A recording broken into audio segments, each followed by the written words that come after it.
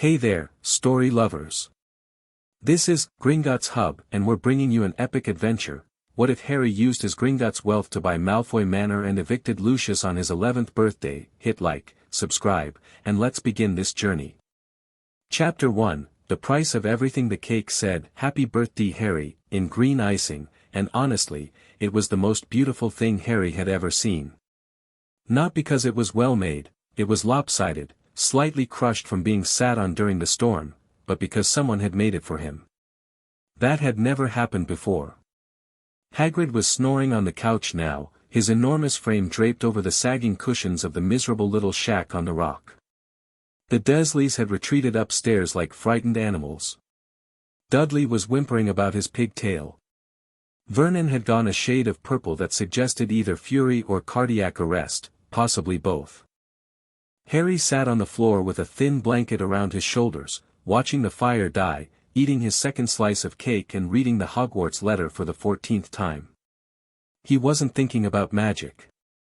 He was thinking about what Hagrid had said, almost offhandedly, between ranting about Dumbledore and cursing the Dursleys. "Your mum and dad left you a small fortune." A fortune. His parents had left him money. Money that the Dursleys, who had dressed him in Dudley's hand-me-downs, fed him scraps, and made him sleep in a cupboard for 10 years, had never mentioned. Harry folded the letter carefully and put it inside his shirt, close to his skin. He finished his cake. He lay down on the floor and closed his eyes, and the thing turning over in his mind wasn't wonder or excitement or even anger. It was a question. A very specific one. How much? Diagon Alley hit Harry like a freight train of color and noise and impossibility. Hagrid steered him through the leaky cauldron, where every witch and wizard in the place practically fell over themselves to shake his hand. Harry noted each face. He noted the way they looked at him, not at him, really, but at his scar, at the idea of him. Like he was a painting in a museum. He filed that away.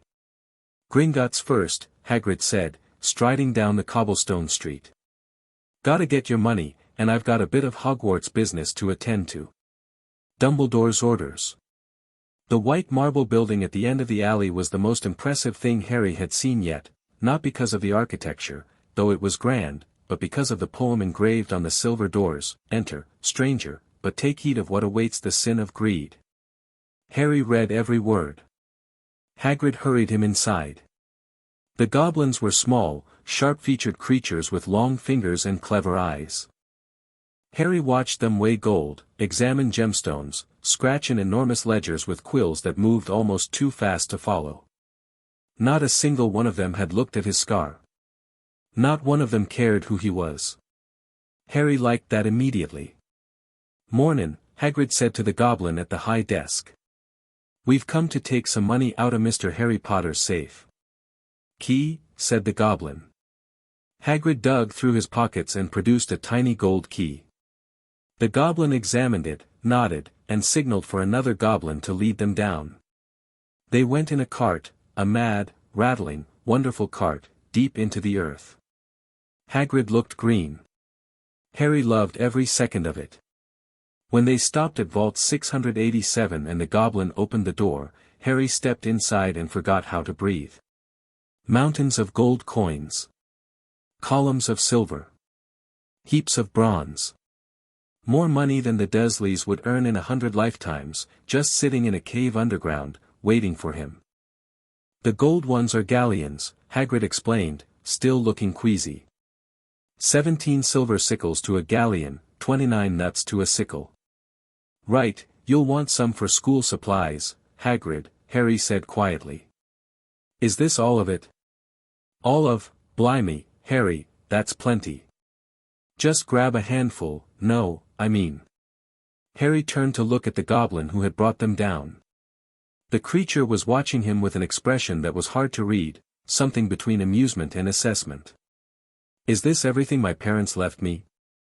The goblin's thin lips curved slightly. "This is your trust vault, Mr. Potter. Established for your school expenses." "Trust vault," Harry repeated. "So there are other vaults." "Harry, we haven't got all day," Hagrid started. There are other vaults, the goblin confirmed. His dark eyes held Harry's with an intensity that felt almost like a handshake. The Potter family has maintained accounts with Gringotts for over 6 centuries. The air in the vault seemed to change. Harry felt something click into place behind his ribs, not magic, not exactly. Something harder. Something that had been forming for 10 years in a cupboard under the stairs, in a house where he was told he was worthless, where he was given nothing, where he owned nothing. "I'd like to see them," Harry said. "Now, Harry," Dumbledore said to just Hagrid. Harry looked up at the half-giant, and something in his expression made Hagrid's mouth close with a click. It wasn't rudeness. It wasn't defiance. It was simply a boy who had decided something. "These are my vaults. My parents left them for me. I want to see them." Hagrid shifted his weight. "Well, I suppose it couldn't hurt to just have a look." The goblin, his nameplate read Griphook, was already gesturing toward the cart. "If you'll follow me, Mr. Potter." They went deeper. Much deeper. The air grew colder, the tunnels older. The walls changed from rough stone to smooth, polished obsidian, and Harry noticed wards carved into the rock, symbols that pulsed with faint light as they passed. "High-security vaults," Griphook announced as the cart slowed. They stopped at a vault with no number. Instead, the door bore a crest, a lion rampant over crossed wands, and beneath it, a single word, Potter. Griphook pressed his palm to the door. It dissolved like smoke. Hagrid said, "Blimey." Harry didn't say anything at all. He just walked inside. It was the size of a cathedral. Gold didn't just fill it, gold furnished it. But it wasn't just gold. There were shelves of books with spines that shimmered. Racks of jewelry. Stacks of parchment tied with ribbons. Paintings that moved and whispered. Swords and armor and artifacts that hummed with magic so thick Harry could feel it on his teeth. And gold. Merlin, the gold. It wasn't mountains here, it was lakes. Vast, sprawling, glittering pools of galleons that stretched into the shadows at the far end of the vault. "Your family's primary vault," Griphook said, and now there was definite satisfaction in his voice. "Current liquid assets total approximately 47 million galleons, not accounting for property holdings, investment returns, or artifact valuations." The number was meaningless to Harry. He had no frame of reference. How much is a galleon worth? In pounds? Approximately 5 British pounds at current exchange. Harry did the math. He was 11 years old and he did the math instantly, because when you grow up with nothing, you learn to count. 235 million pounds. Give or take. "Blimey, Harry," Hagrid whispered. "I knew your parents were well off, but..." Harry wasn't listening. He was staring at the shelves of parchment, the rolled documents and leather-bound ledgers. He turned to Griphook. "You said property holdings. The Potter family owns several properties throughout Britain and abroad. A cottage in Godric's Hollow, currently maintained as a historical site. A townhouse in London. A villa in the south of France. Various parcels of undeveloped land. And, of course, portfolio interests in several wizarding businesses." "I want to know everything," Harry said. "Not today, I know we're short on time. But I want a full accounting. Everything my family owns, everything that's been done with our money since my parents died, and who's been managing it." Griphook's eyes glittered. "That would require a meeting with your account manager, Mr. Potter." "Then I want a meeting with my account manager." "Harry," Hagrid said gently, putting a dustbin lid-sized hand on his shoulder. "That's all well and good, but you're 11. You can't manage." "I'm not going to manage anything yet," Harry said, and smiled in a way that didn't quite reach his eyes. "I just want to know what I have." "That's not unreasonable, is it?" Hagrid couldn't argue with that. Nobody could. It was perfectly reasonable for a boy to want to know what his dead parents had left him. Griphook arranged the meeting for that afternoon. Hagrid had his own errand to run, the mysterious Hogwarts business in Vault 713, which turned out to contain a grubby little package that Hagrid shoved into his coat with obvious nervousness. Harry watched this with interest but said nothing. They went back to the surface. Hagrid was clearly torn between his duty to shepherd Harry through his school shopping and his discomfort with the direction Harry was pulling. "Tell you what," Harry said brightly. "Why don't I do my shopping while you handle that Hogwarts business? I'm sure Dumbledore needs whatever that package is delivered safely. I can manage on my own for a few hours, I've got the supply list, and the shops are all right here." Hagrid wavered. "Dumbledore did say to come straight back with it." "I'll be fine, Hagrid. I'll be right here in the alley. Where could I possibly get into trouble?" Hagrid laughed, a booming, genuine laugh that made several passers-by jump. You're right. Just like your dad, you are. Got your money?" "Right, well, I'll be back in a few hours." "Stay in the alley, yeah?" "Promise," Harry said. He watched Hagrid lumber back toward the leaky cauldron, then turned on his heel and walked back into Gringotts. The goblin at the front desk looked up. Harry said, "I'd like to see my account manager." "My name is Harry Potter." He was in a private office within 3 minutes. The goblin's name was Ironclaw, and he was the oldest creature Harry had ever seen. His skin was like dark leather folded over sharp bones, his ears were pierced with small iron rings, and his eyes were the color of tarnished silver. He sat behind a desk made of black stone, and when Harry entered, he didn't stand or bow or simper. He simply looked at Harry with an expression of frank curiosity. "Sit down, Mr. Potter." Harry sat. The chair was goblin-sized, which meant it was slightly too small, but he didn't complain. "You are younger than I expected," Ironclaw said. "Though I'm not sure what I expected. I have managed the Potter account since before your father was born. I managed them for your grandfather. I managed the transition of assets following your parents' deaths. And in 10 years, I have not once been contacted by anyone claiming authority over your estate." The goblin's voice carried a blade of contempt. "Interesting, don't you think? Who should have contacted you?" Harry asked. "Your magical guardian. Albus Dumbledore." Harry absorbed this.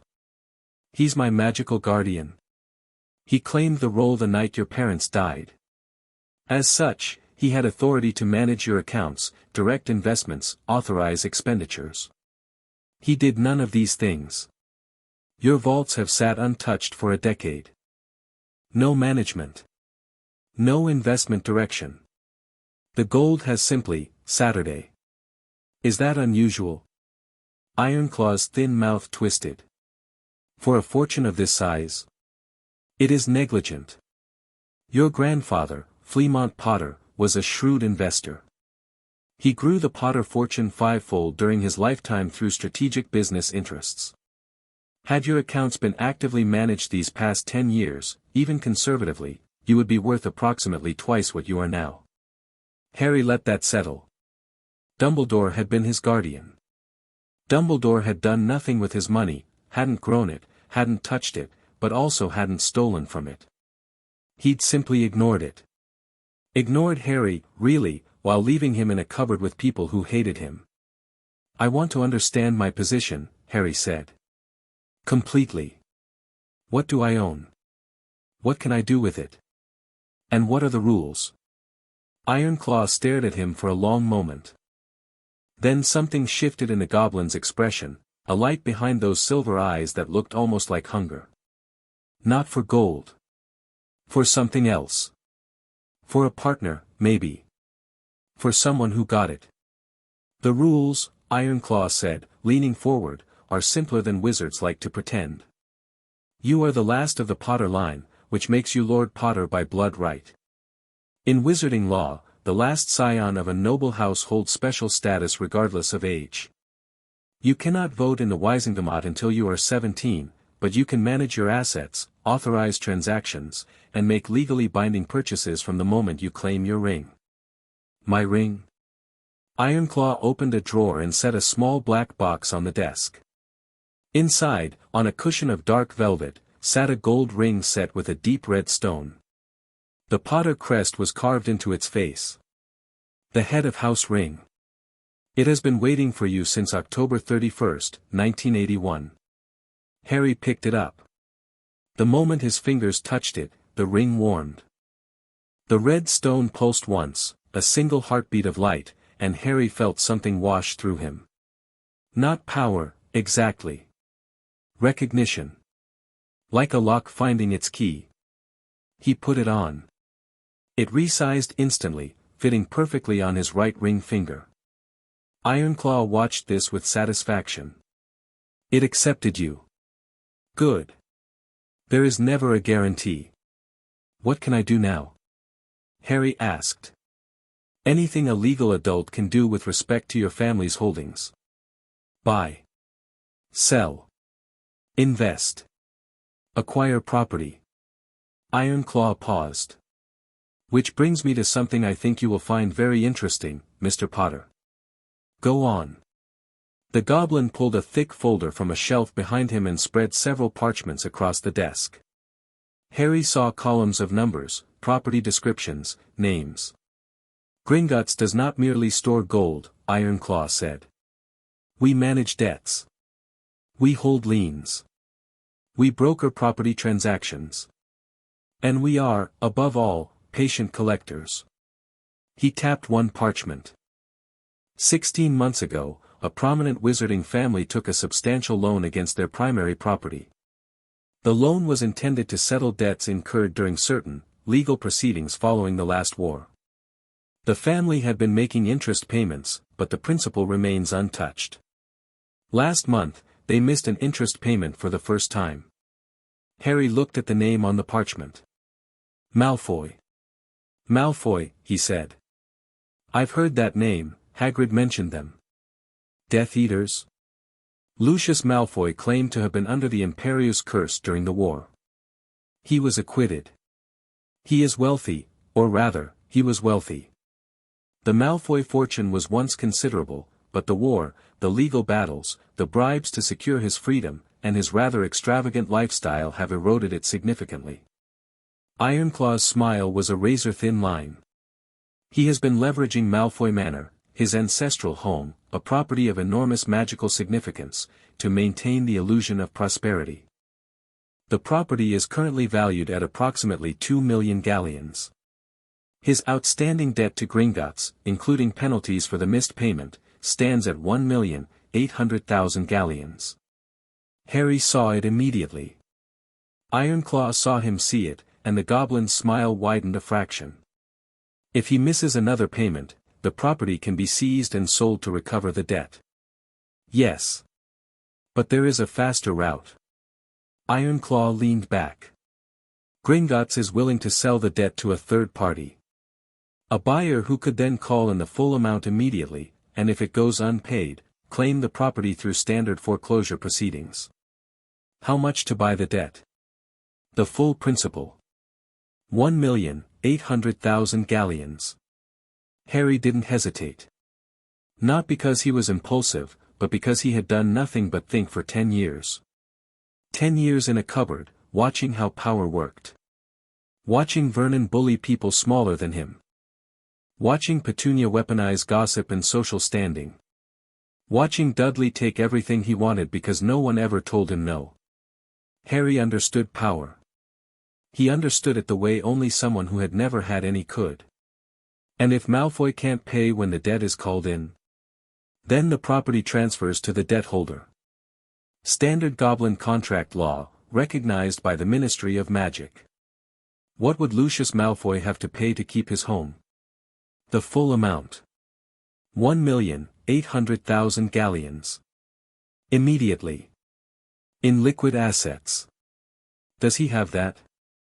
Ironclaw's expression was answer enough. The Malfoy vaults contain approximately 400,000 galleons in liquid assets. The remainder is tied up in investments, heirlooms, and, ironically, the manor itself. So if I buy the debt and call it in, he can't pay. That is correct. And the manor becomes mine. Also correct. Though there would be a formal process, 7 days' notice, a hearing before the Goblin Arbitration Council, which is a formality when the contracts are clear. And they are very clear. Harry sat back in his goblin-sized chair. His heart was hammering, but his voice was steady. His hands were steady. He was 11 years old, and he had never owned anything. Not a toy. Not a book. Not a room. He had worn his cousin's cast-offs and eaten his cousin's leftovers and slept in a space under the stairs that wasn't even considered a proper bedroom. A family called Malfoy. Death Eaters. People who had followed the dark wizard who murdered his parents. And their house, their ancestral, magnificent, magical home, was there for the taking. Legally. Cleanly. No wands needed. Buy it, Harry said. Ironclaw had the paperwork ready in 15 minutes. Harry suspected it had been prepared well before he walked in, that the goblin had been waiting for this moment, had perhaps been waiting for years, turning the scenario over in his clever mind, waiting for the Potter heir to finally show up. Harry didn't mind. Being useful to each other was the foundation of every good relationship. He signed the documents with a quill that drew blood from his fingertip. Goblin contracts, Ironclaw explained, were bound by blood and magic and could not be forged or repudiated. Harry watched his blood sink into the parchment and glow gold before fading. The debt is now yours, Ironclaw said. You may call it in at your discretion. Call it in today. Mr. Potter, today, Ironclaw. Right now. The goblin paused. You understand that this will make you the most talked about person in Wizarding Britain before you have even purchased your wand. I was already the most talked about person in Wizarding Britain. I'd rather be talked about for something I actually did. Ironclaw laughed. It was a harsh, grating sound, like stones grinding together, but it was real, and his silver eyes gleamed with something that Harry thought might be respect. I will draft the notice of debt call immediately. Lucius Malfoy will receive formal notification within the hour. He will have 7 days to produce the full amount. If he cannot, and he cannot, the property transfers to you on. Ironclaw checked a calendar, August 7th. Harry's birthday was July 31st. He'd own Malfoy Manor 1 week later. Perfect, Harry said. Now, is there somewhere I can get a good wand around here? He did his shopping in a daze that wasn't really a daze. His mind was racing, cataloging, planning, but his body moved through Diagon Alley with the wide-eyed wonder that was entirely genuine. Because the thing was, Harry was amazed. He was amazed by everything. The magic, the color, the sheer ludicrous beauty of this world that had been hidden from him. He could hold two things at once, the wonder and the calculation. The child and the strategist. 10 years of deprivation had given him that. Madame Malkin's for robes, and there, standing on a stool being fitted, was a pale boy with a pointed face and white blonde hair who drawled about Quidditch and Hogwarts houses in a voice that expected everyone to listen. I'm Draco Malfoy, the boy said, extending a hand. Harry shook it. Harry Potter. Draco's eyes went wide. You're, really? The scar, you can see it, sure. Everyone else has stared at it today. Harry pushed his fringe back. The lightning bolt was vivid and sharp. Father says you were raised by muggles. Is that true? What was it like? Harry considered the boy in front of him. 11 years old, like him. Same age. Same world, technically, both born into magical families, both shaped by the aftermath of the same war. But everything else was different. Draco Malfoy had grown up in a manor house with servants and money and a family name that opened doors. Not for much longer. Harry felt a twinge of something. Not guilt, exactly. He hadn't done anything wrong, the Malfoys had taken the loan, missed the payment, earned their debts through their own choices. But Draco was 11. He hadn't chosen any of it. It was fine, Harry said lightly. The Muggles were pretty boring, honestly. What house do you want to be in? Slytherin, obviously. My whole family's been in Slytherin. Where do you think you'll end up? No idea. I only found out about magic this morning. Draco stared at him. This morning? And no one's told you anything? That's criminal. Listen, I can tell you everything you need to know, Draco, darling, we need to go. A tall, thin woman with the same white blonde hair appeared at the door. She had a beautiful, cold face, and her eyes lingered on Harry for just a moment before recognition flashed across her features. Coming, Mother. Potter, I'll see you on the train. Count on it, Harry said. He watched them leave. Narcissa Malfoy's hand was tight on her son's shoulder, and she walked with the rigid posture of someone who was always aware of being watched. She doesn't know yet, Harry thought. The notice hasn't arrived yet. He bought his robes, his cauldron, his books, and his telescope. He bought everything on the list, and then he bought additional books on wizarding history, wizarding law, wizarding customs. He bought a trunk with an expansion charm that could hold a small library.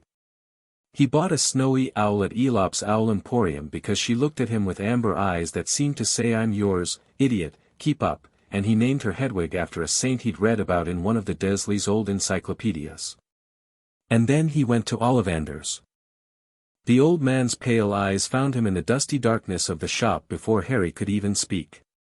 I wondered when I'd be seeing you, Mr. Potter. It seems only yesterday your mother and father were in here buying their first wands. What followed was bizarre. Wand after wand tried and rejected, sparks, explosions, one memorable incident where a stack of boxes collapsed like dominoes. Ollivander grew more excited with each failure, which Harry found either endearing or concerning. Then the old man paused. His expression shifted. He went to the back of the shop and returned with a dusty box that he set on the counter with something like reverence. I wonder. He murmured. Holly, 11 inches. Phoenix feather core. Harry picked it up and the world sang. Warmth flooded through his fingers, up his arm, into his chest. Red and gold sparks erupted from the tip like a fountain, lighting up the shop in colors that danced across Ollivander's amazed face. Oh, bravo, the wandmaker whispered. Yes, yes, very good. But how curious, how very curious. What's curious? The phoenix whose tail feather is in your wand gave another feather. Just one other. It is curious that you should be destined for this wand when its brother gave you that scar. The warmth didn't leave Harry's hand, but something cold settled in his stomach. The wand of the man who'd killed his parents was his wand's twin. He paid for the wand. 7 galleons. The most important purchase of the day, and the cheapest. Hagrid came back as promised, enormous and apologetic, carrying a cage with the most magnificent bird Harry had ever, no, wait, he'd already bought himself an owl. Happy birthday, Harry. Hagrid beamed, holding up a cage containing a second snowy owl, then noticed Hedwig perched on Harry's shoulder. Oh. You already, well, she can be a friend for that one, can't she? Harry laughed, a real laugh, warm and surprised, and thanked Hagrid so sincerely that the half-giant went pink. They ended up giving the second owl to a bewildered young witch who'd been eyeing the owls at Elop's but couldn't afford one. She almost cried. Hagrid did cry. They parted ways at the Leaky Cauldron.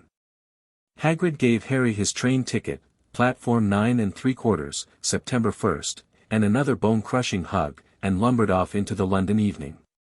Harry did not go back to the Dursleys. He went back to Gringotts. Ironclaw was waiting for him. The goblin's expression was electric, the closest to excitement Harry imagined a goblin could get. The notice has been delivered, Ironclaw said as Harry sat down. Lucius Malfoy received it 40 minutes ago. And he attempted to enter the bank. He was refused a meeting. The terms of the debt call are non-negotiable, the contracts are clear and sealed by blood. He has 7 days. How did he look? I am told, Ironclaw said with delicate precision, that he was pale. Harry almost smiled. He'll try to find out who bought the debt. That information is protected under Gringot's confidentiality protocols. However, the transfer of property, should it occur, will be a matter of public record. He will learn your identity on August 7th. Good. I want him to know. Harry leaned forward. Now, I need somewhere to stay for the next week. And for the rest of the summer, actually. I'm not going back to my aunt and uncle's house. The Potter townhouse in London is available. It has been maintained by house elf magic in stasis for a decade. I can have it activated within the hour. Do that. Harry paused. And Ironclaw? I want to learn. Everything. How the Wizengamot works. Who owns what? Who owes what? Where the power is. I've got a month before school starts, I want to use it. The goblin folded his long fingers together. Mr. Potter, you should know, my interest in your affairs is not purely professional. I assumed. Goblins have been subjugated by wizarding society for centuries. Our banking monopoly is the only real power we retain, and it is maintained through sufferance, not right. A wizard with wealth, influence, and a willingness to challenge the established order could be useful to us. Just as goblin expertise could be useful to him. Harry met the goblin's silver eyes. You want an alliance. I want a partnership. The distinction matters. It does, Harry agreed. All right, Ironclaw. Teach me. And I'll make it worth your time. They shook hands. The goblin's grip was iron, literally, it felt like, and something passed between them that wasn't magic and wasn't friendship but was perhaps more reliable than either, mutual advantage, clearly understood. The Potter townhouse was in a hidden square in London, warded so thoroughly that Muggle's eyes slid right past it. It was beautiful, old brick and climbing ivy, 3 stories of dark wood and Persian rugs and bookshelves that reached the ceiling. A house elf named Mipsy appeared the moment Harry crossed the threshold, sobbing with joy, barely coherent. Master Harry has come home.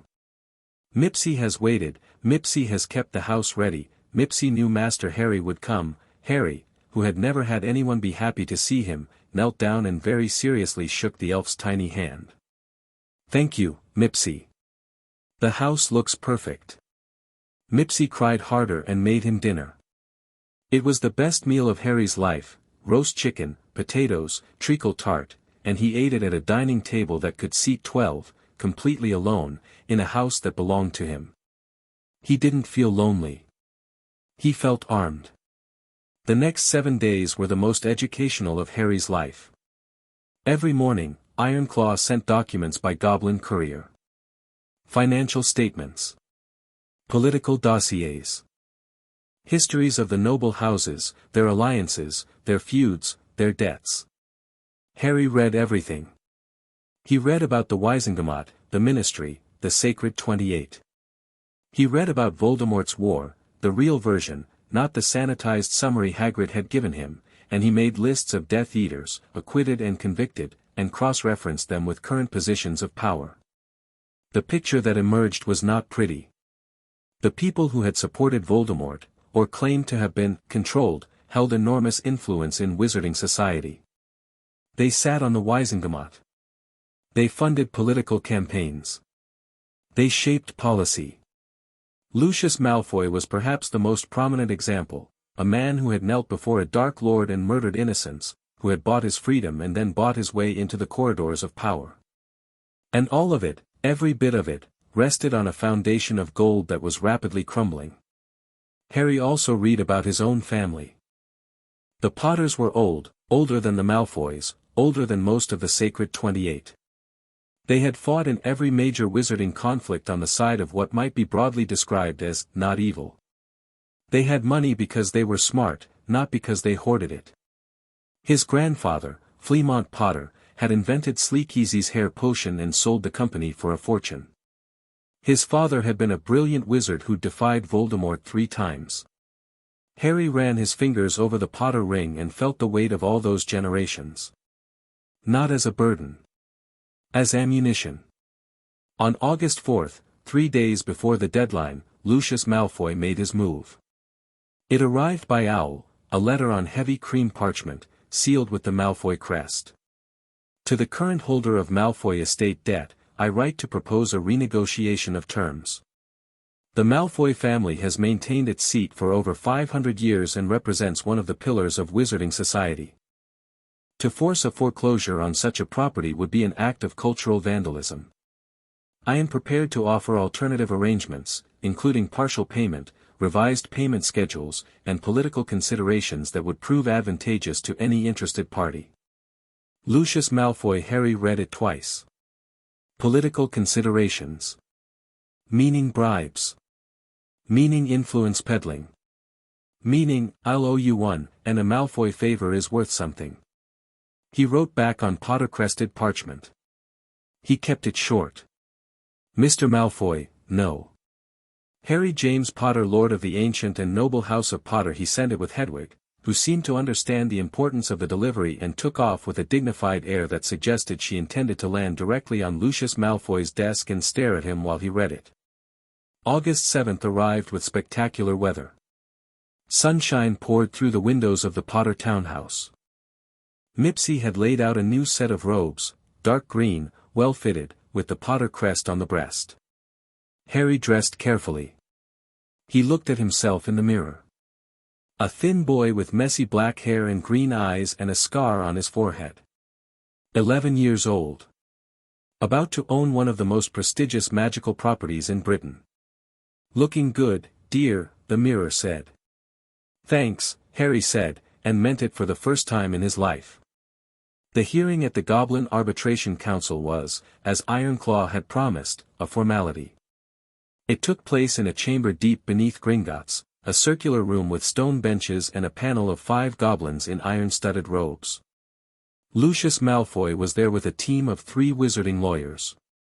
He was a tall man with long white blonde hair and a face that would have been handsome if it weren't currently the color of old cheese. The moment Harry walked in, Malfoy's composure shattered. A child? He rounded on Ironclaw. You sold my family's debt to a child. We sold it to Lord Potter, Ironclaw corrected calmly. Head of the ancient and noble house of Potter. The transaction is legal and binding. He's 11 years old. He is the last scion of a noble house. Under the Charter of 1402, he has full authority over his family's assets. Shall I read the relevant statute, Mr. Malfoy, or are your lawyers familiar with it? Malfoy's lawyers were familiar with it. Harry could see it in their faces, the tight lips, the shuffled papers, the way they avoided their client's increasingly frantic gaze. This is a travesty, Malfoy hissed. The boy is being manipulated, Dumbledore is behind this, or some other, nobody is behind this, Harry said. Every head in the room turned to him. Harry stood with his hands at his sides, the Potter ring catching the torchlight. He looked directly at Lucius Malfoy. I bought your debt because I could. I'm calling it in because you can't pay. You took the loan. You missed the payment.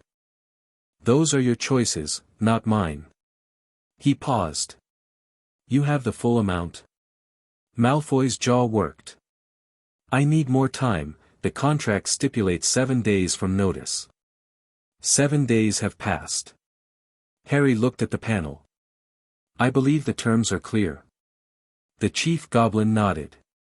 The terms are clear. Mr. Malfoy, can you produce the full amount of 1,800,000 galleons? The silence was a living thing. Malfoy's hands were clenched at his sides, his knuckles white around the silver head of his walking stick. Harry saw the rage in his eyes, real, burning rage, and something beneath it. Fear. Lucius Malfoy was afraid. No, Malfoy said through his teeth. Then in accordance with Gringotts Debt Covenant 14-7, the property known as Malfoy Manor, including all grounds, structures, and non-personal magical wards, is hereby transferred to the debt holder, Lord Harry James Potter. The chief goblin stamped a document. The transfer is immediate and final. Mr. Malfoy, you have 48 hours to remove personal belongings from the property. Malfoy's silver eyes found Harry's across the chamber. There was murder in them. You have no idea what you've done, boy, Malfoy whispered. Harry held his gaze. I bought a house. Your house. It's mine now. Malfoy swept out of the chamber with his lawyers scurrying behind him. Harry waited until the door closed, then let out a breath he hadn't realized he'd been holding. Ironclaw appeared at his elbow. Well played, Lord Potter. He's going to come after me. Undoubtedly. Good. Harry looked at the stamped document on the panel's bench, the deed to Malfoy Manor, now bearing his name. Let him. I want to see what he does when someone takes from him the way he spent his whole life taking from others. He picked up the deed and rolled it carefully. Now, I'd like to visit my new house. Malfoy Manor was the most impressive building Harry had ever seen.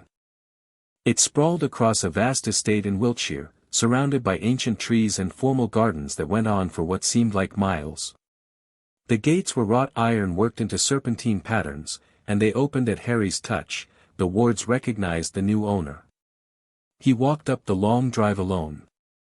He had declined Ironclaw's offer of goblin security, not out of bravery, exactly, but because he wanted to feel this. Every step. Every crunch of gravel under his new boots. The front doors were 20 feet tall and carved with the Malfoy crest. Harry pressed his palm against them, and the crest dissolved. For a moment, the surface was blank. Then, slowly, a new crest formed, the Potter lion, rampant, over crossed wands. The doors swung open. Inside was darkness and grandeur. High ceilings. Marble floors. Portraits that watched him with hostile eyes, generations of Malfoys, their painted faces twisted with outrage. Get out, said one portrait, a fierce-looking wizard with Lucius's cheekbones. You filthy half-blood, you have no right, Harry pointed his wand at the portrait. He hadn't practiced any spells yet, he'd only had the wand for a week, but the anger that surged through him was something else. Something primal. The portrait burst into flames. Clean, hot flames that consumed the canvas in seconds and left nothing but a scorched frame. The other portraits went very, very quiet. Harry lowered his wand. His hand was shaking slightly, but his voice was steady. Anyone else have something to say? Silence. He walked through the manor. Room after room of dark luxury, drawing rooms, libraries, ballrooms, a dining hall that could seat 50. There were dark artifacts everywhere, cursed objects on shelves, suspicious books in glass cases, things that hummed with malicious energy. Harry could feel them, a low buzzing at the edges of his awareness. Those will need to go, he murmured. He found the master bedroom on the second floor. The Malfoys had already begun moving out, wardrobes stood open and half-empty, drawers had been yanked out. But the bed remained, an enormous four-poster draped in green silk, bigger than the cupboard under the stairs, bigger than Dudley's second bedroom. Harry sat on the edge of it. The mattress was softer than anything he'd ever felt. He thought about what Lucius Malfoy's face would look like when he learned that Harry Potter, the orphan he'd probably sneered about at dinner parties, the boy whose parents his master had murdered, was sleeping in his bed. Harry lay back and stared at the ceiling. The plasterwork above was painted with a night sky, and the stars moved slowly, wheeling in tiny orbits, casting faint silver light across the room. A cupboard under the stairs. And now this. He didn't cry. He'd stopped crying years ago. But something loosened in his chest that had been tight for a very long time. The story broke in the Daily Prophet the next morning. Harry knew because Hedwig brought him the paper along with 17 letters, and the headline screamed, "Boy who lived buys Malfoy Manor, Lucius Malfoy evicted." The article was breathless, speculative, and largely inaccurate, but the core facts were correct. Harry Potter, age 11, newly revealed Lord of the ancient and noble House of Potter, had purchased the Malfoy family's ancestral debt and foreclosed on their home. Lucius Malfoy had been seen leaving the manor with his wife and son, carrying trunks, his face a mask of cold fury. Harry read the article over breakfast in the manor's kitchen, which was the size of a tennis court. Mipsy had come with him from the townhouse. She'd taken one look at the Malfoy kitchen and declared it filthy, absolutely filthy, despite it being spotless, and had immediately begun scrubbing everything with terrifying intensity. The letters were a mix.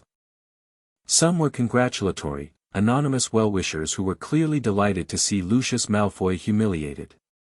Some were threats, poorly spelled, impotent rages from people Harry assumed were Malfoy sympathizers. And one was from Dumbledore. Dear Harry, I hope this letter finds you well. I have only recently learned that you are no longer residing with your aunt and uncle, and I confess to some concern. The protections I placed on that home were significant and cannot be replicated elsewhere. I would very much like to meet with you at your earliest convenience to discuss your living arrangements and your recent financial activities. Yours sincerely, Albus Dumbledore. Harry read it 3 times. Then he wrote back. Headmaster Dumbledore, thank you for your concern. I am well and safe. Malfoy Manor has considerable wards of its own, and I am having them reinforced. I understand you are my magical guardian. We should indeed speak about that. I'll be happy to meet at Hogwarts on September 1st, as I'll be arriving for the start of term regardless. Regarding my financial activities, I have done nothing that requires your approval. As head of House Potter, my assets are my own. Respectfully, Harry Potter. He read it back, nodded, and sent it with Hedwig. Dumbledore wanted to talk about living arrangements. Translation: Dumbledore wanted Harry back at the Dursleys, behind whatever protections he'd set up, tucked away from the world, controllable. Harry had no intention of being controlled, not by the Dursleys, not by Dumbledore, not by anyone. He was done living in other people's houses, under other people's rules, at other people's mercy. He had his own house now. Several, actually. And in 3 weeks, he'd walk into Hogwarts not as a wide-eyed orphan grateful for scraps of belonging, but as Lord Potter, the boy who'd bought Malfoy Manor on his 11th birthday and kicked Lucius Malfoy out of his own front door. Let them try to put him in a cupboard now. Harry stood up from the breakfast table, walked through the manor's vast entrance hall, where the painted Malfoys hung in sullen, terrified silence on their walls, and stepped out into the August morning. The grounds were golden with late summer light. Peacocks strutted across the lawn. His lawn. He had a month until Hogwarts. A month to learn, to prepare, to build on what he'd started. There would be consequences for what he'd done. Lucius wouldn't take this lying down, Dumbledore would try to rein him in, and the entire wizarding world was watching to see what Harry Potter would do next. He intended to give them something worth watching. Harry put his hands in his pockets, felt the weight of the Potter ring on his finger and the wand in his sleeve, and walked across his grounds into the morning sun. Hedwig circled overhead, a white shape against the blue, and somewhere in Wiltshire, in a rented cottage that was probably the most humiliating place Lucius Malfoy had ever set foot, a man was plotting revenge. Let him plot. Harry had gold, goblins, and a growing sense of exactly how much damage a well-placed galleon could do. Magic was wonderful, he could feel it in his bones, a humming potential waiting to be shaped. But money? Money was magic that worked on everyone, Muggle and wizard alike. And Harry had more of it than almost anyone in Britain. The boy who lived had grown up. And he was just getting started. Chapter 2, The Hogwarts Express has no first class. The last 3 weeks of August passed in a blur of parchment, ink, and fire. Harry didn't waste a single day. Ironclaw sent a goblin tutor named Thornback every morning at 7 sharp, a wiry, impatient creature who had no patience for pleasantries and even less for ignorance. Thornback taught Harry the bones of wizarding finance, how the galleon economy worked, where the bottlenecks were, who owed whom, and, most importantly, how gold moved through the Ministry of Magic like blood through veins. Every law that passes the Wisengamot has a price tag, Thornback said on the second day, jabbing a long finger at a chart spread across the manor's dining table. Not officially, of course. But donations flow in particular directions before particular votes. Track the gold and you can predict the legislation. Who donates the most? Until recently, Lucius Malfoy. He has funded the campaigns of 14 sitting Wisengamot members over the past decade. Most of them owe him political favors that would make your head spin. And now he can't fund anything. Exactly. Those 14 members are suddenly without their primary patron. They're exposed. Vulnerable. Harry stared at the chart. 14 names. 14 potential allies, or at least 14 people who could be peeled away from Malfoy's influence. He didn't need them yet. But he filed each name away with the same quiet precision he'd used to memorize the Dursleys' daily routines, the timing of Dudley's tantrums, the moments when it was safe to sneak food from the kitchen. Survival skills. Just applied differently. In the afternoons, he practiced magic. Not school magic, he'd get to that soon enough. He practiced feeling it. He'd walk through the manor's grounds with his wand drawn, reaching out with that humming warmth inside him, learning its edges and depths. He couldn't cast much yet, but he could sense magic everywhere, in the ancient wards that surrounded the property, in the enchanted gardens that tended themselves, in the earth itself, rich with centuries of magical saturation. The manor responded to him in ways he hadn't expected. Doors opened before he reached them. Fires lit when he entered rooms. The house elves, there were 6, inherited with the property, obeyed him with an eagerness that bordered on worship. They'd been bound to the manor, not the Malfoys, and the transfer of ownership had transferred their loyalty completely. Mipsy ran the household with an iron fist. The Malfoy elves, Dobby, Tinker, Wren, Sage, and Flick, fell in line within hours. Harry watched Mipsy organize them like a tiny general marshalling troops and made a mental note to never, ever cross her.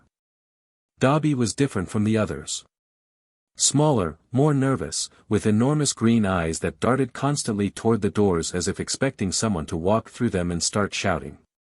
Harry found him on the 3rd day, polishing the same banister he'd already polished twice, trembling slightly. "Dobby," Harry said gently.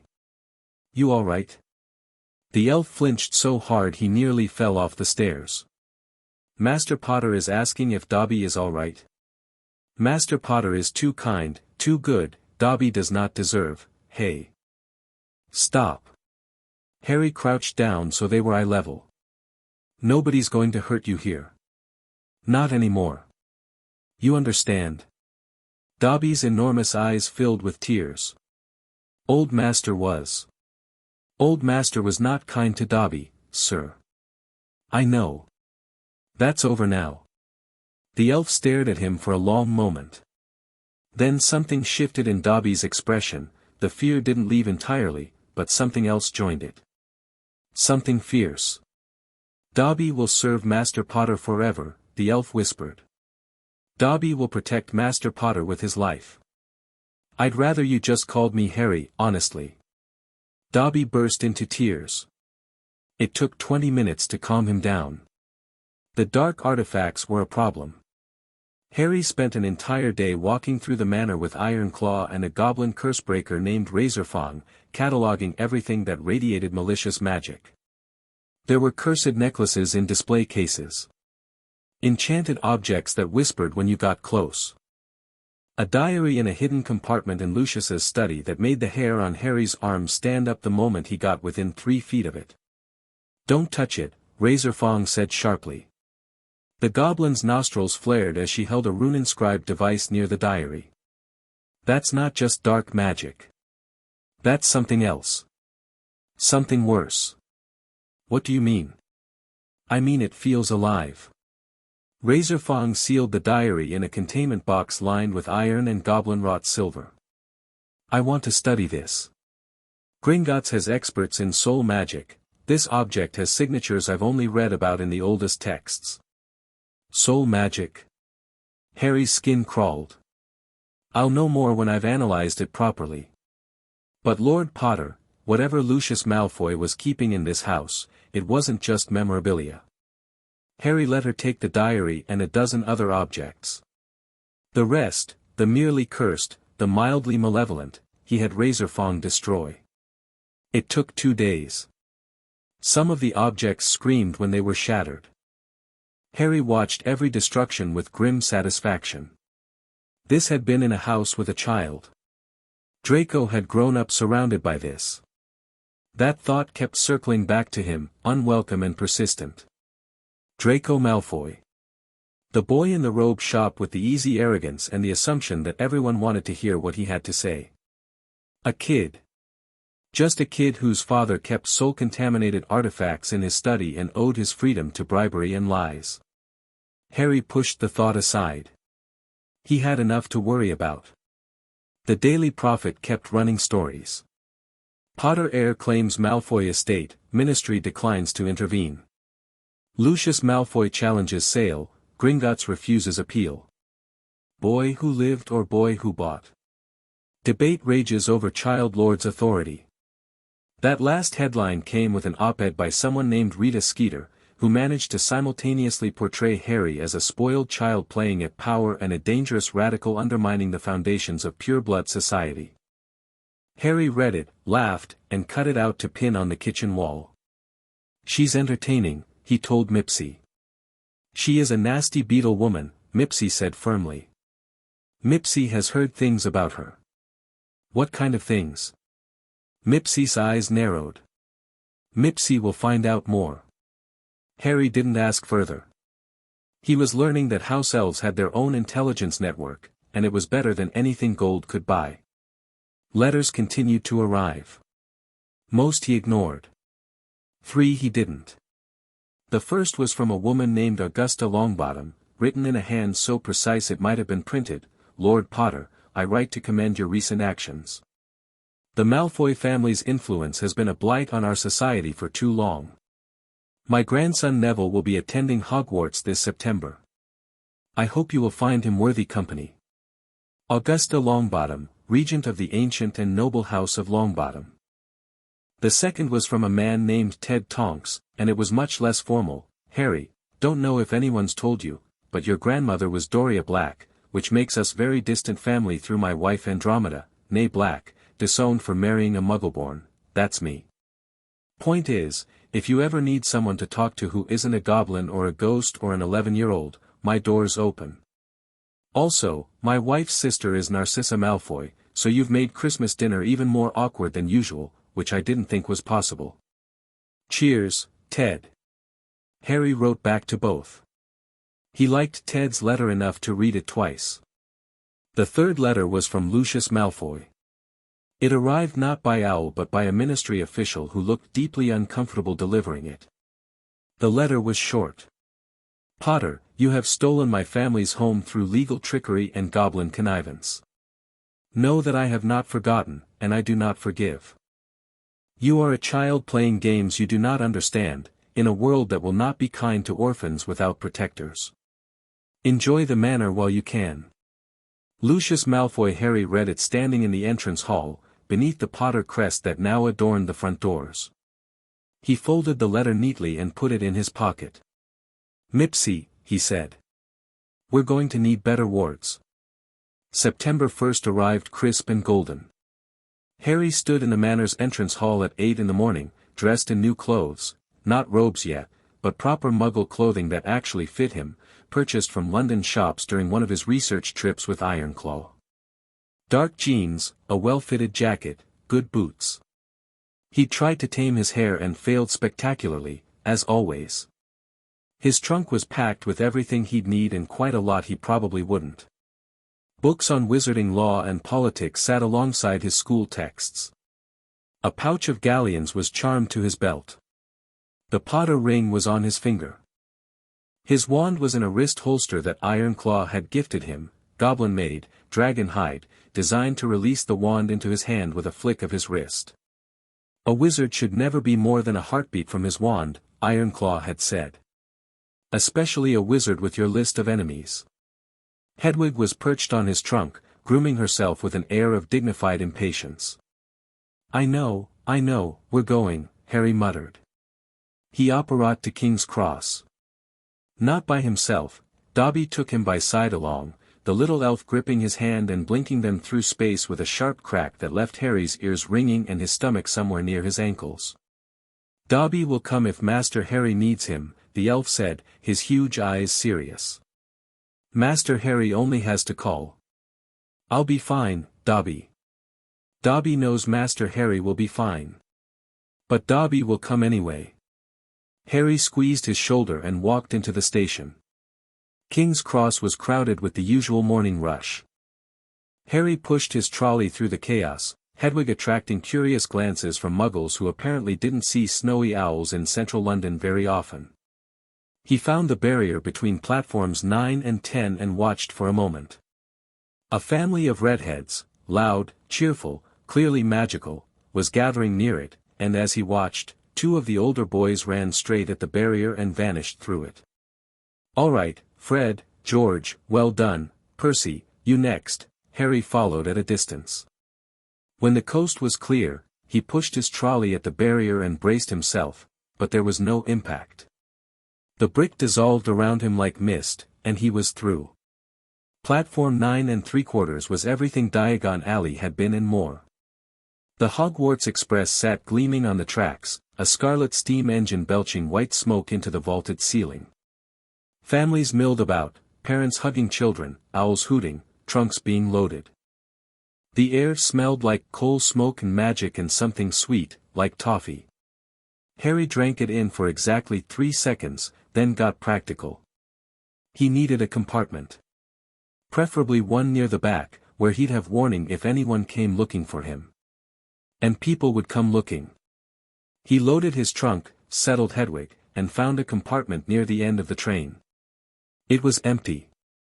He sat by the window and watched the platform fill up. The redhead family was easy to spot, there seemed to be about a dozen of them, all with the same flaming hair.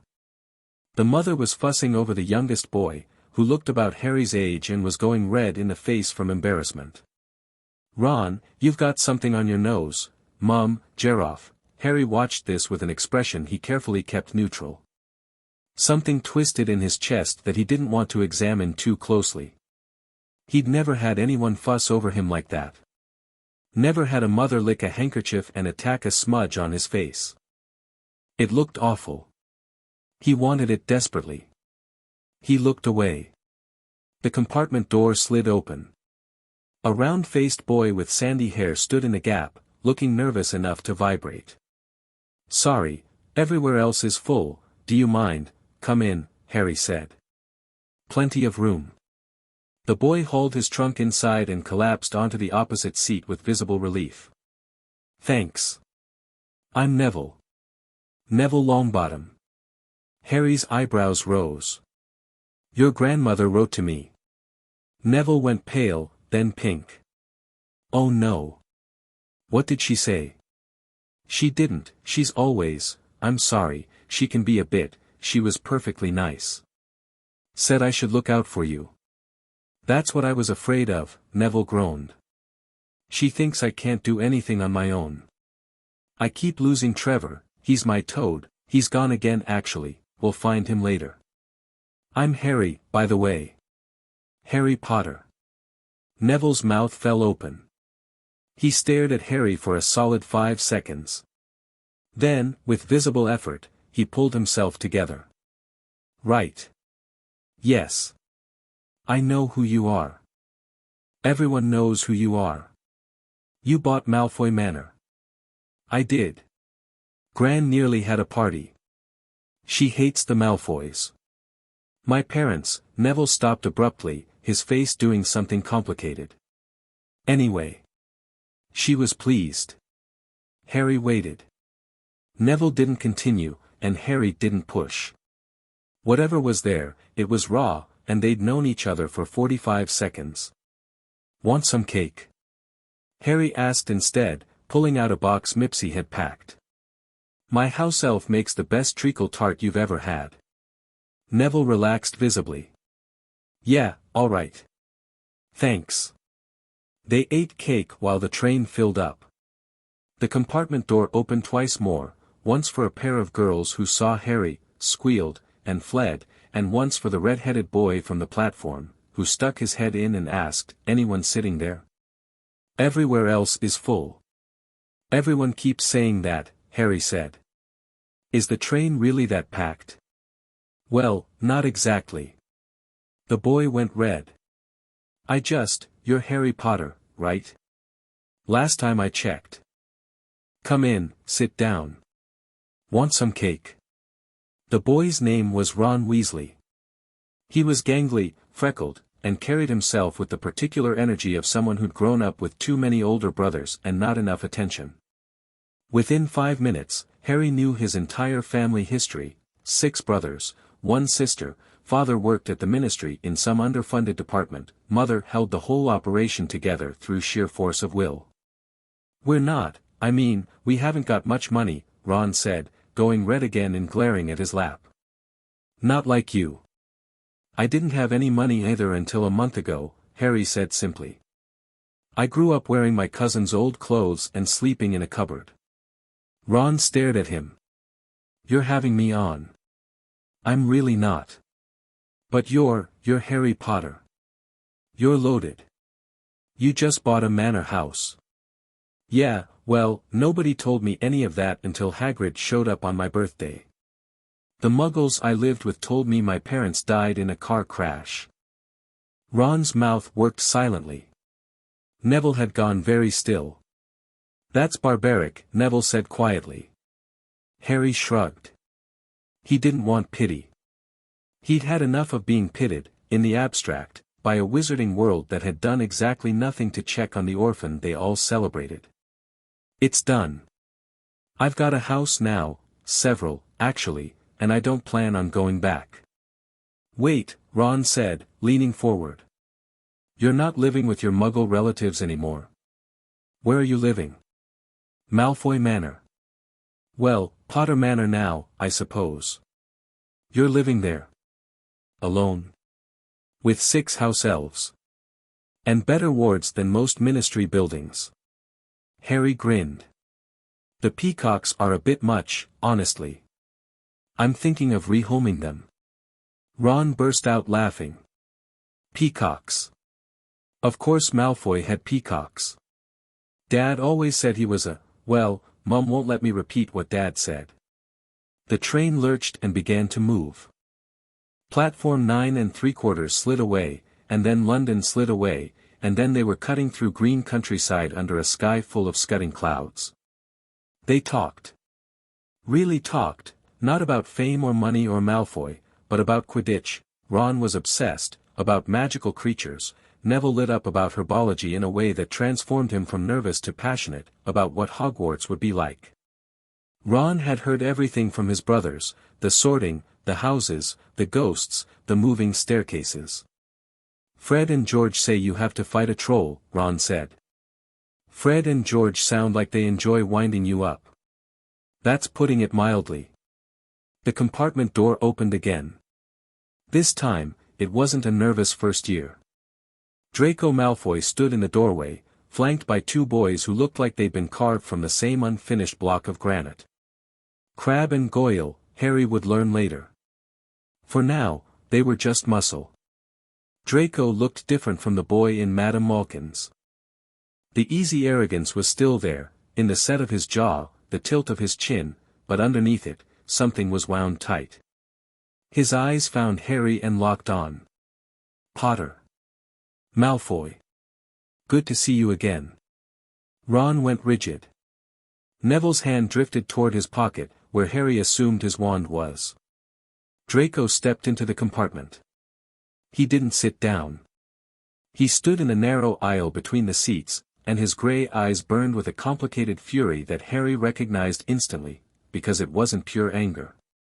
There was hurt in it. Embarrassment. The specific, lacerating shame of having your entire world pulled out from under you by someone your own age. "You took our home," Draco said. His voice was tight, controlled. Someone had coached him not to shout, probably his mother.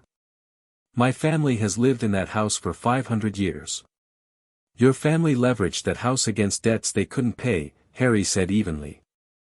I didn't take anything. I bought a debt and collected on it. Legally. Through Gringotts. You're an orphan raised by muggles. You don't know anything about our world. I know that your father was a Death Eater who bought his way out of prison. I know he took a loan he couldn't afford to maintain a lifestyle he could no longer sustain. I know he missed a payment. I know the law. Harry paused. I also know he kept dark artifacts in a house where you slept. Cursed objects. Things that could have killed you. Something flickered across Draco's face, surprise, quickly buried. He hadn't known about the artifacts. Or maybe he had, and hadn't understood what they were. You don't get to talk about my father. Your father threatened me in writing and implied that orphans don't deserve protection. So actually, I'll talk about whatever I like. Draco's hand moved toward his wand. Crabbe and Goyle stepped forward. Harry didn't move. He didn't reach for his wand. He just looked at Draco with an expression that was calm, and steady, and completely unafraid. Go ahead, Harry said quietly. Hex me on the train before term even starts. In front of witnesses. Give the Daily Prophet another headline. Malfoy heir attacks Potter after property loss. I'm sure that'll help your father's legal case. Draco's hand froze. Or, Harry continued, you can sit down and have some cake, and we can talk about this like we're not characters in a bad revenge play. The silence stretched. Ron was staring at Harry with his mouth open. Neville had gone white but was gripping his wand with a determination that made Harry quietly proud. Draco's jaw worked. His eyes darted to Crabbe and Goyle, who were waiting for direction with the patient blankness of hired muscle. I don't want your cake, Draco spat. Then I don't know what you want from this conversation. You can't threaten me into giving the manor back, and you can't guilt me into it either. Your father made choices. Those choices had consequences. I'm one of them. Draco stared at him for another long moment. Then he turned on his heel and stalked out of the compartment, Crabbe and Goyle lumbering after him. The door slammed shut. Ron exhaled explosively. Bloody hell, Harry. That was. Neville blinked rapidly. You were so calm. He's an 11-year-old boy whose family just lost their home, Harry said. I'm not going to duel him over it. He's angry, and he should be, just not at me. He should be angry at you, though, Ron said, then immediately looked like he wished he hadn't. Maybe. A bit. But mostly he should be angry at his father, and he's not ready for that yet. Harry picked up his cake. Give it time. Ron and Neville exchanged a look that Harry caught but pretended not to. He knew what they were thinking. This is not what we expected Harry Potter to be like. Good. He was tired of being what people expected. The countryside rolled past. The trolley came, Harry bought everything on it, over Ron's mortified protests, and they spent a happy 20 minutes working through chocolate frogs, Bertie Bott's every flavor beans, and cauldron cakes. Harry got Dumbledore on his first chocolate frog card and studied the old man's face with an expression that Ron probably read as wonder but was actually assessment. Considered by many the greatest wizard of modern times, Dumbledore is particularly famous for his defeat of the dark wizard Grindelwald in 1945, for the discovery of the 12 uses of dragon's blood, and for his work on alchemy with his partner Nicholas Flamel. Nicholas Flamel. Harry filed the name away. The compartment door opened again. A girl with bushy brown hair and a slightly bossy expression stood in the gap. Has anyone seen a toad? A boy named Neville's lost one. That's me, Neville said miserably. He keeps getting away. Well, we should look for him. I've already checked 2 compartments. I'm Hermione Granger, by the way. Who are you all? Her eyes landed on Harry and widened. You're Harry Potter. I've read about you in modern magical history and the rise and fall of the dark arts and the Daily Prophet, probably, Harry said, amused. Come in, Hermione. We'll help find the toad. She stepped inside and immediately began talking. She talked the way some people breathed, continuously, enthusiastically, without apparent need for oxygen. She was Muggle-born, she'd memorized all their textbooks, she'd tried some simple spells and they'd all worked, she was desperately hoping for Gryffindor but Ravenclaw would be acceptable. Which house do you think you'll be in? She asked Harry. Honestly? I have no idea. And I don't much care. How can you not care? The houses define your entire, they define who you eat dinner with. They don't define who you are. Hermione's mouth opened, then closed. She looked at him with an expression of intense recalculation, like someone encountering a data point that didn't fit her model. That's, actually a really interesting way to look at it. He does that, Ron muttered around a mouthful of cauldron cake. Says something that sounds simple but makes you feel thick. Harry laughed. He actually laughed, from his belly, and it felt strange and wonderful because when was the last time he'd laughed with people his own age? With friends? Was that what these were? Friends? After an hour on a train? He looked at them, Ron with his freckles and his hand-me-down robes, Neville with his nervous eyes and his lost toad, Hermione with her wild hair and her fierce need to know everything, and something warm expanded in his chest. Friends. Maybe. Possibly. He'd keep them safe if they were. They found Trevor the toad under a seat 3 compartments down. Neville clutched the amphibian with relief bordering on mania. Hermione didn't leave. She wedged herself between Neville and the window and continued talking, which Ron found annoying and Harry found comforting in a way he couldn't quite explain. It was like having a radio on. Background noise that reminded you there were other people in the world. The sky darkened. The countryside gave way to wilder terrain, hills, forests, the distant gleam of a lake. An announcement told them to change into robes. Harry put on his Hogwarts robes and looked at himself in the darkened window's reflection. The robes were plain, no house colors yet. But the Potter ring gleamed on his finger, and the wand holster was a comfortable weight on his wrist, and the boy looking back at him was someone entirely different from the child who'd lived under the stairs. The train began to slow. We're here, Hermione breathed. Hogwarts Castle rose out of the darkness like something from a dream. Harry saw it from the boats. Hagrid had met the first years at the station and herded them down to the lake, and they crossed the black water in little wooden boats that moved by magic, and then the castle appeared above the tree-line and every child in every boat went silent. It was vast. It was ancient. It was alive. Harry could feel the magic radiating from it like heat from a furnace, layers upon layers of enchantment accumulated over 1,000 years, woven into every stone and beam and inch of glass. The windows blazed with golden light. Towers spiraled toward stars.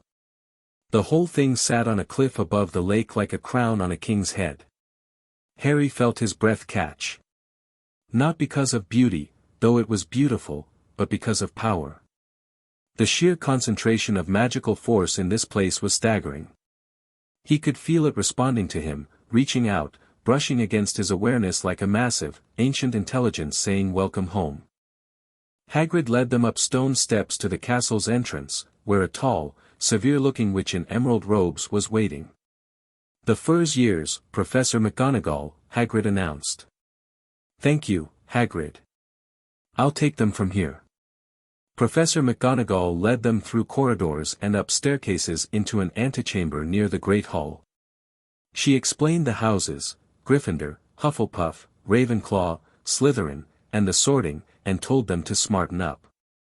I shall return when we are ready for you, she said, and swept out. The room erupted in nervous chatter. Neville was muttering spells under his breath. Ron was green. Hermione was reciting textbook passages about the sorting hat, which, if she was right, was a talking hat that read your mind and placed you in a house. A hat, Ron said. Fred said it was a troll. I'm going to kill him. Draco Malfoy was across the room with Crabbe and Goyle. He wasn't talking to anyone. He was staring at the floor with an expression of rigid control that Harry recognized as barely contained panic. Whatever home meant to Draco, whoever he was supposed to be, however the sorting was supposed to go, it had all been destabilized. The script his father had written for him was in tatters. Harry watched him for a moment, then looked away. Not his problem. Not yet. McGonagall returned and led them into the Great Hall. It was enormous. For long tables stretched the length of the room, packed with students in house-colored robes. Candles floated overhead, thousands of them, suspended in mid-air, their light warm and golden. Above the candles, the ceiling showed the night sky, stars scattered across velvet darkness. At the far end, a head table seated the teachers. Harry's eyes found Dumbledore immediately, tall, silver-bearded, wearing robes of deep purple, half-moon spectacles perched on his crooked nose. The old man's blue eyes twinkled down the length of the hall and found Harry with unerring precision. They looked at each other. Dumbledore smiled. Harry didn't. A stool stood before the head table with a battered old hat on it. The hat stirred, a tear near the brim opened wide, and it sang, a long, winding song about the four houses and their founders that Harry listened to with half his attention while the other half catalogued the room. The teachers. A tiny wizard who must be Flitwick. A plump, motherly woman, Sprout, probably. A man in a turban who was fidgeting nervously. And a man in black robes with greasy hair and a hooked nose who was staring at Harry with an expression of pure, undiluted loathing. That must be Snape, Harry thought. Ironclaw's dossiers had included profiles of the Hogwarts staff. Severus Snape, potions master, former Death Eater, turned spy for Dumbledore, close ally of Lucius Malfoy. Harry met his stare evenly and held it until Snape looked away first. The sorting began. McGonagall called names alphabetically, and one by one, students sat on the stool and put on the hat. Abbott, Hannah. Hufflepuff. Bones, Susan. Hufflepuff. Boot, Terry. Ravenclaw. Harry watched each sorting with interest. The hat sometimes decided instantly, sometimes it took minutes. He studied the reactions, which students looked relieved, which looked disappointed, which looked like they didn't care. Granger, Hermione.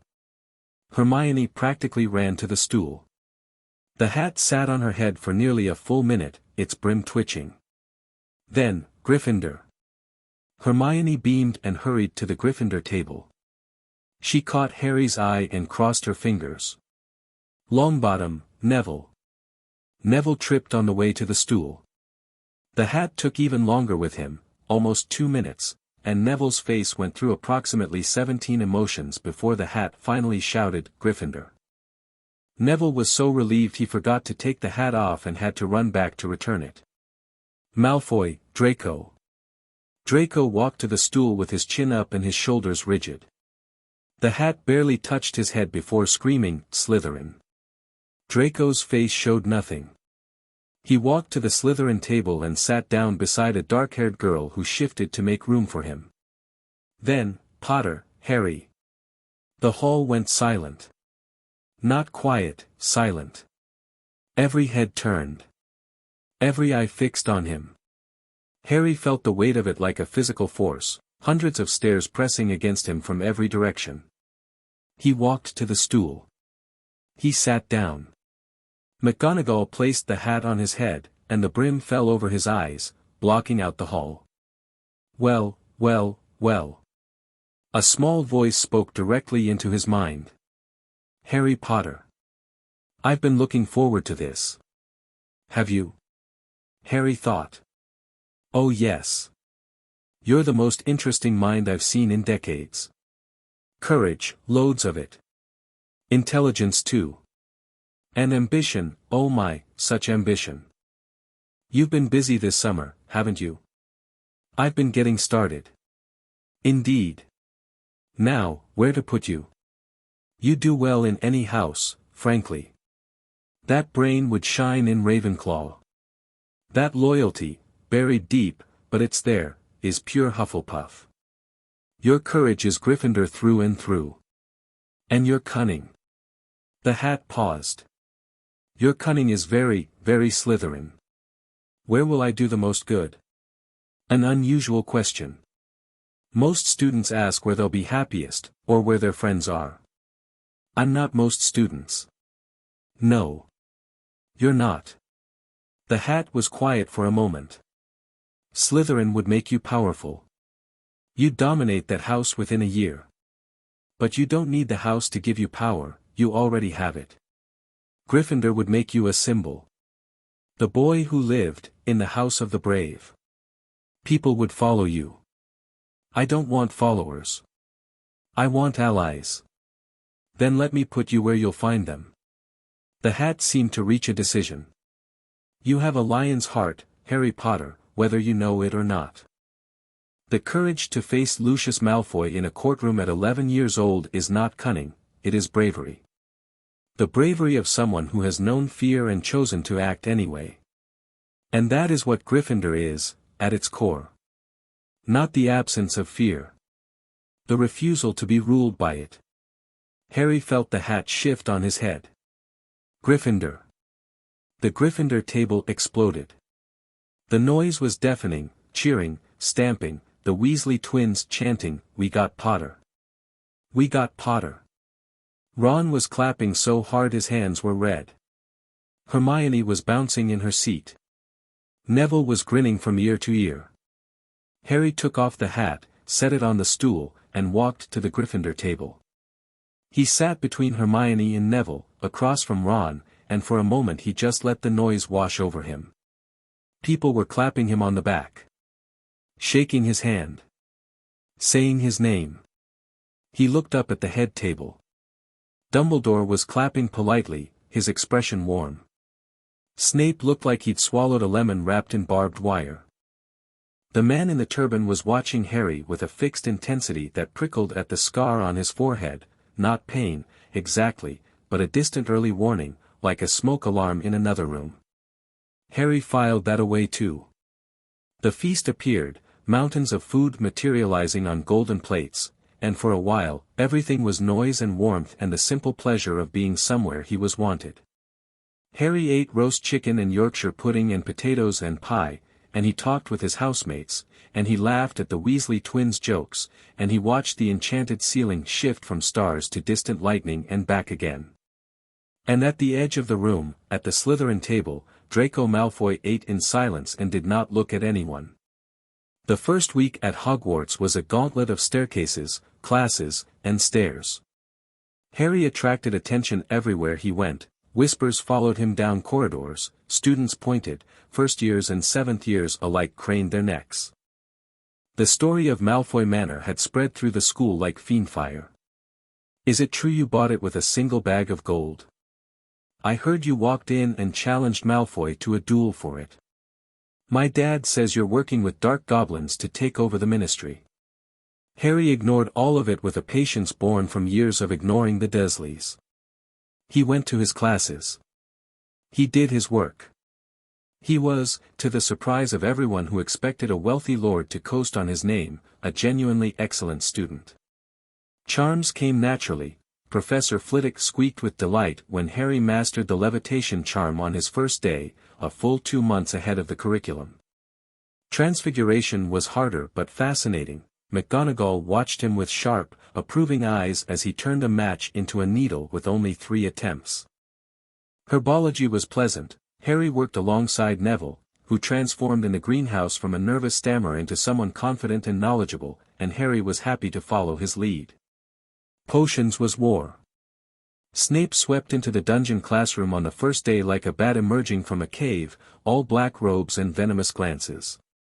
His eyes found Harry immediately and stayed there. Ah, yes. Harry Potter. Our new celebrity. The Slytherin sniggered. Draco, Harry noticed, did not. "Tell me, Potter, what would I get if I added powdered root of asphodel to an infusion of wormwood?" Harry looked at him. The draft of living death, sir. Snape's eyes narrowed fractionally. And where would you look if I told you to find me a bezoar? The stomach of a goat. It's a universal antidote. What is the difference between monkshood and wolfsbane? They're the same plant, also called aconite. A pause. The dungeon was silent. Snape stared at Harry with an expression that flickered between surprise and something deeper, something that looked almost like pain, quickly buried beneath fresh contempt. It seems fame has its uses after all. 5 points from Gryffindor for showing off. Ron made an outraged noise. Hermione's jaw dropped. Harry just looked at Snape steadily and said, "You asked me 3 questions, sir. I answered them. If answering questions correctly costs points, that seems like a problem with the system, not with me." The silence that followed was nuclear. Snape's face went through several colors, settling on a blotchy white that made his dark eyes look like holes punched in paper. 10 more points from Gryffindor, Snape hissed, for your cheek. And a detention, Potter. Tonight. My office. 8 o'clock. I'll be there, Harry said pleasantly.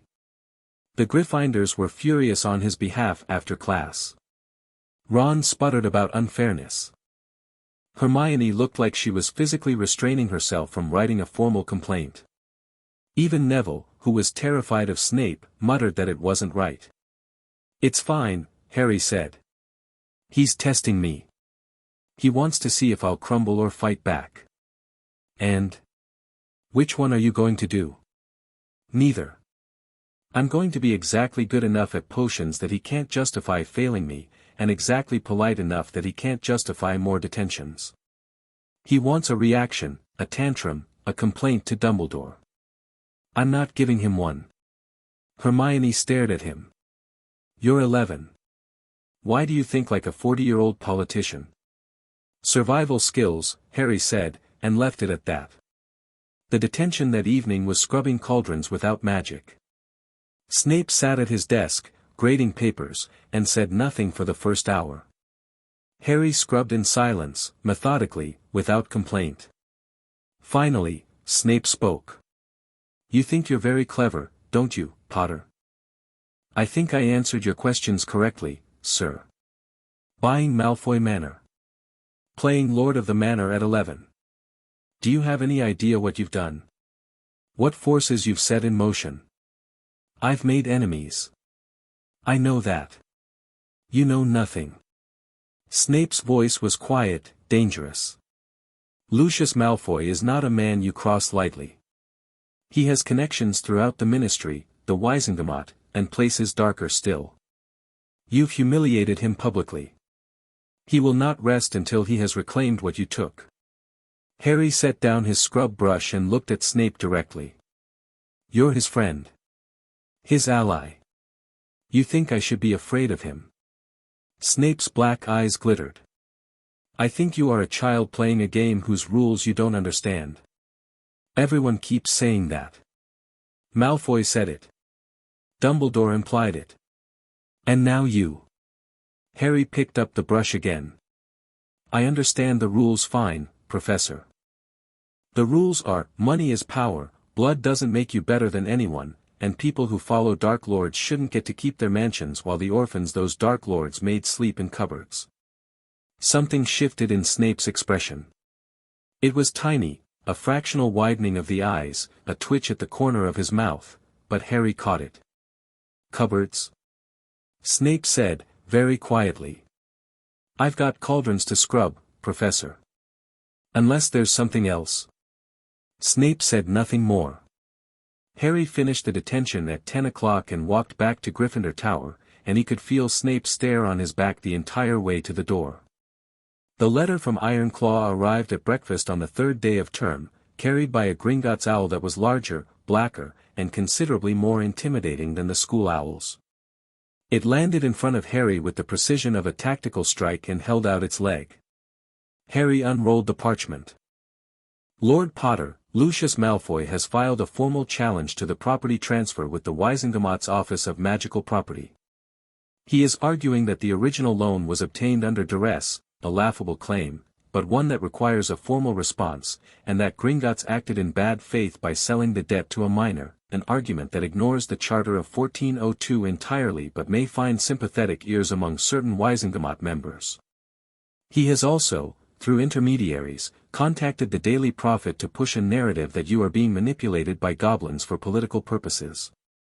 Recommended response: we file a counterclaim citing the documented terms of the original loan, Malfoy's voluntary agreement, and his failure to make scheduled payments.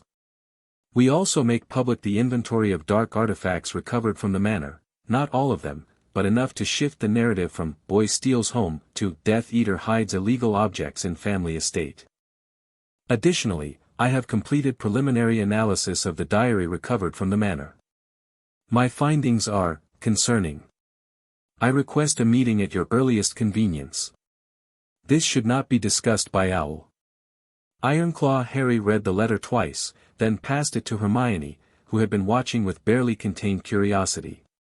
"Is this okay?" she asked, surprised. "I trust you. Read it. Tell me what you think." Hermione read it.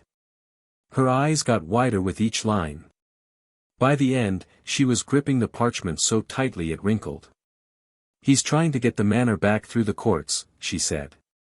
"That's actually smart. If he can't beat you financially, he'll try to beat you legally. Can he win? Based on what I've read about wizarding property law, I checked out 3 books from the library yesterday. Don't look at me like that, Ron. The Charter of 1402 is pretty clear. The head of a noble house has full authority over family assets regardless of age. Malfoy's lawyers would have to argue that the charter itself is invalid, which would undermine the legal basis for every noble house in Britain. So they'd be threatening the same system that gives them power." "Exactly. It's a terrible legal strategy. But it might work as a political strategy. If enough Wisengamot members are sympathetic to Malfoy, they could pass special legislation to invalidate the specific sale." "Could they do that?" "Technically, the Wisengamot can do almost anything. They're the supreme legal authority. But it would set a dangerous precedent. If they can overturn one property sale by fiat, they can overturn any of them. The old families would never support that." Harry looked at Hermione with renewed respect. "You checked out 3 books on wizarding property law on your second day of school." "4, actually. The third one referenced a 5th one that was restricted, and I couldn't get permission, but I'm working on it." Ron was staring at her with an expression that was equal parts horror and admiration. "You're mental. Brilliant, but mental." Hermione went pink. "It's interesting. The legal framework of the wizarding world is fascinating and deeply flawed. Did you know that Muggleborns have almost no property rights under current law? The whole system is built to hold that thought," Harry said. His mind was moving fast. "Hermione, how would you feel about being my legal advisor? Unofficial, obviously. But I could use someone who actually enjoys reading this stuff." Really? You've already done more research in 2 days than Malfoy's lawyers probably did in a week. And you're looking at it from the outside, which means you can see problems that people inside the system are blind to." Hermione's face lit up like someone had cast lumos inside her skull. "Yes. Absolutely. I'll need access to more books, though. The Hogwarts library is good but it's not comprehensive on modern legislation. I'll have Ironclaw send you everything he has." "Neville, Ron, I want you in on this too." "Me?" Ron said. "I don't know anything about law. You know about politics. You know who the families are, how they think, who's allied with whom. Your dad works at the ministry, you understand how the system actually functions, not just how it's supposed to function." Ron straightened up in his chair. Something shifted in his expression. The perpetual sense of being the least important person in the room faded, replaced by something sharper. "I mean, yeah. I do know that stuff. Dad talks about it all the time. And Neville, your grandmother is on the Wisengamot, right?" Neville nodded cautiously. "She's got a seat. Regent for House Longbottom until I come of age. Can you write to her? Feel her out on whether she'd be willing to oppose Malfoy's challenge publicly. She'd love nothing more, Neville said, and for the first time since Harry had met him, there was a wolfish edge to his smile. The Malfoys, let's just say my family has personal reasons to want them brought down. Harry didn't push. But he saw the way Neville's hands clenched, the way something dark and fierce moved behind those mild eyes, and he knew there was a story there. A painful one. All right, Harry said. We've got work to do. Hermione handles legal research.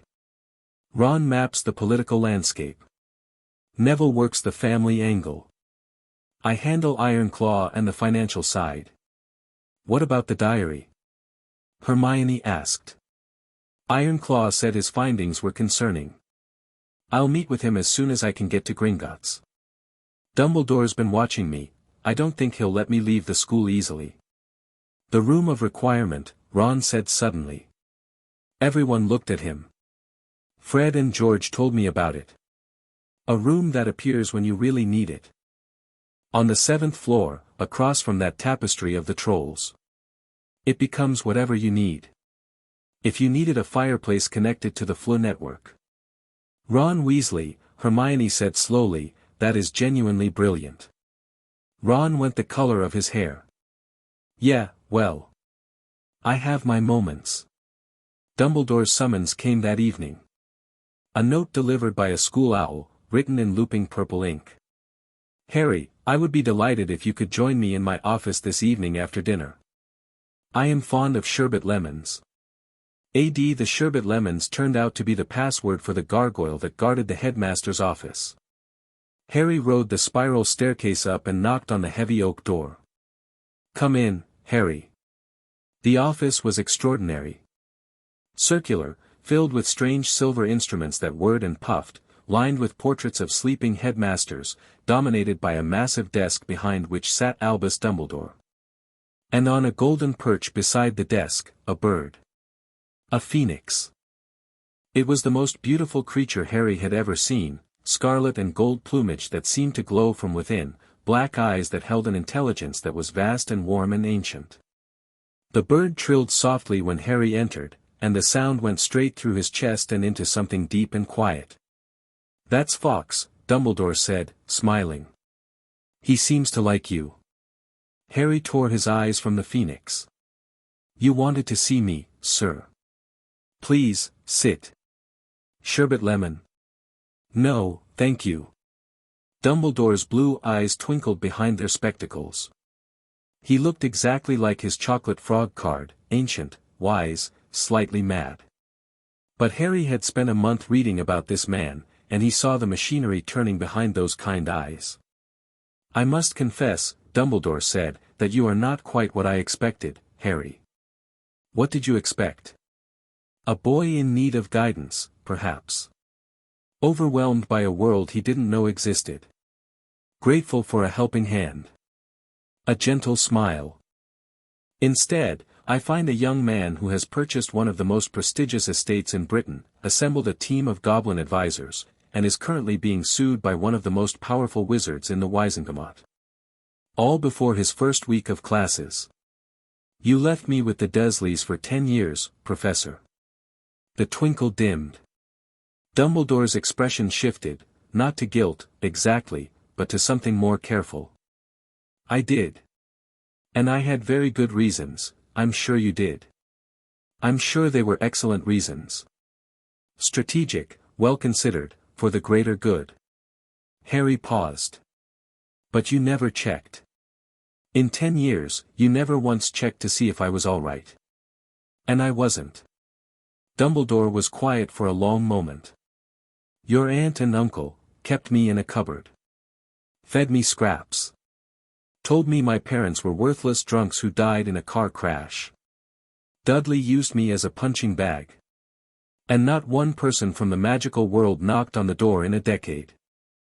Harry said this without heat, flat, factual, the way you describe weather or geography. I'm not telling you this to make you feel bad, Professor. I'm telling you because you need to understand why I am the way I am. I don't trust easily. I don't take things on faith. And I will never, ever rely on someone else to take care of me again. Dumbledore leaned back in his chair. The silver instruments whirred. Fawkes made a soft, sad sound. You are right to be angry, Harry. And you are right that I failed you. I placed too much faith in blood protections and not enough in the people providing them. Dumbledore removed his spectacles and cleaned them slowly. But the protections on Privet Drive were not merely strategic, they were, and remain, the most powerful shield available against the forces that killed your parents. Voldemort is dead. Something flickered across Dumbledore's face. Is he? The question hung in the air. Harry felt his scar prickle, not painfully, but with a dull awareness, like a muscle memory. You think he's alive, Harry said.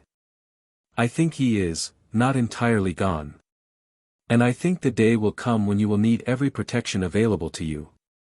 Dumbledore's eyes found his, and for the first time, there was no twinkle in them. Just a deep, exhausted seriousness. I have made mistakes with you, Harry. I will likely make more. But I need you to hear me when I say, you are in more danger than you know, and the choices you are making, however impressive, are drawing attention to you in ways that could accelerate that danger. With respect, Professor, I was in danger the moment Voldemort decided to kill my parents. Hiding from it didn't work for them, and it won't work for me. I'd rather face whatever's coming from a position of strength than wait for it in a cupboard. Dumbledore studied him for a very long time. Then he sighed, not with disappointment, but with the weary acceptance of a man watching a chess piece develop a mind of its own. You are very like your mother, he said quietly. She had the same steel in her spine. The same refusal to be managed. He put his spectacles back on. Very well, Harry. I will not try to force you back to Privet Drive. But I will ask, as a request, not an order, that you allow me to assist with your protection. The wards on Malfoy Manor are powerful, but they were designed by dark wizards. I can supplement them. I'd appreciate that, sir. As long as supplementing them doesn't mean installing monitoring charms. A flicker of something, caught, perhaps, passed over Dumbledore's face. You have my word. Harry stood up. Thank you, Professor. Was there anything else? Just one thing. Dumbledore's voice was gentle. Be careful with Lucius Malfoy, Harry. He is not a man who fights fair, and his desperation will make him dangerous. He has resources beyond gold, influence, connections, and debts owed to him by people in positions of power. I know, Harry said. I've been reading. I'm beginning to realize that. The twinkle returned, rueful and genuine. Good night, Harry. Harry left the office and walked down the spiral staircase. As the gargoyle sealed behind him, he let out a long, slow breath. Dumbledore wasn't an enemy. But he wasn't purely an ally either. He was a man with his own plans, his own secrets, and his own ideas about what Harry Potter should be. A chess player. A brilliant, well-meaning chess player who had left a child in a cupboard for 10 years because the board demanded it. Harry would work with him. He'd accept his help with the wards, take his advice about Malfoy, listen to his warnings about Voldemort. But he would not be a piece on Albus Dumbledore's board. Not now. Not ever. He walked back to Gryffindor Tower. The fat lady let him in with a cheerful, Mimbulus Mimbletonia. And he found his 3 friends waiting by the fire, surrounded by books and parchment. How did it go? Hermione asked immediately. He's worried about me. And he's hiding something about Voldemort, he doesn't think he's really dead. Ron flinched at the name. Neville went pale. Hermione leaned forward. What do you mean, not really dead? I mean Dumbledore thinks he's out there somewhere, in some form. Which changes everything. Harry sat down and pulled out Ironclaw's letter. Especially this, the diary. Ironclaw said it had signatures of soul magic. If Voldemort did something to keep himself alive, and one of those somethings ended up hidden in Lucius Malfoy's house. Then Malfoy was holding something of Voldemort's, Hermione whispered. Something important. And now we have it. The fire crackled. The common room was empty except for the four of them, everyone else had gone to bed. Outside the windows, the Scottish Highlands stretched away into darkness, vast and wild and full of things that Harry didn't yet understand but intended to. We're in over our heads, aren't we? Neville said quietly. Completely, Harry agreed. Right. Neville squared his shoulders. Good. Gran always says Longbottoms don't shy from deep water. Ron grinned. Weasleys either. We just complain about it more. Hermione was already pulling books toward her. I'll start researching soul magic tonight. There has to be something in the library, restricted section, Harry said. Which means we need a teacher's permission or a very good reason to be out after hours. Or an invisibility cloak, Ron said casually, then froze. Wait. Fred and George mentioned, Dad told them that your father had, no, never mind, that's probably rubbish, my father had what? An invisibility cloak. A proper one, not the kind that wears off after a few years. Dad said James Potter could turn completely invisible. But it's probably, Harry thought of the Potter vault. The shelves of artifacts. The things he hadn't had time to catalog. I'll check, he said. If it exists, it's in the vault. I'll ask Ironclaw. You're going to sneak into the restricted section under an invisibility cloak to research soul magic for a Dark Lord's diary. Ron said. On week 1. Unless you have a better plan. Ron considered this. No, that's pretty good actually. Hermione looked torn between disapproval and excitement. Excitement won by a landslide. I'm coming with you. Wouldn't have it any other way. They sat together in the firelight, for 11-year-olds plotting against forces that would have made grown wizards quail. But they didn't feel small. They didn't feel young. They felt like the beginning of something, a team, a force, a family of choice that was forming in the crucible of shared purpose and mutual trust. Harry looked at each of them. Ron, who had nothing and was ready to give everything. Neville, who thought he was weak and was discovering he was anything but. Hermione, who had found in this world a place where her brilliance wasn't a liability but a weapon. I will keep them safe, Harry thought. Not as a prayer. As a fact. A declaration of intent from a boy who had nothing and now had everything and understood, with a clarity that most people never reach, that the everything that mattered was sitting right in front of him. The fire burned low. The castle settled around them like a sleeping giant, ancient and watchful. And somewhere far away, in a rented house that was too small and too common and too far from the halls of power where he belonged, Lucius Malfoy sat in the dark and drafted his next move.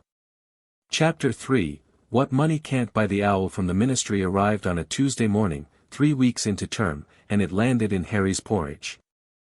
Not gracefully, the bird was enormous, official-looking, and clearly exhausted from carrying a scroll that weighed more than it did. It crashed into Harry's breakfast with a splatter of oats that hit Ron square in the face, hooted once with frantic importance, and collapsed sideways on the table. Bloody hell, Ron said, wiping porridge off his nose. Hermione was already untying the scroll. Her face changed as she read the seal, the Ministry of Magic crest, stamped in deep purple wax, with the designation of the Office of Magical Property emblazoned beneath it. It's the formal challenge, she said. Malfoys filed it. Harry took the scroll and unrolled it.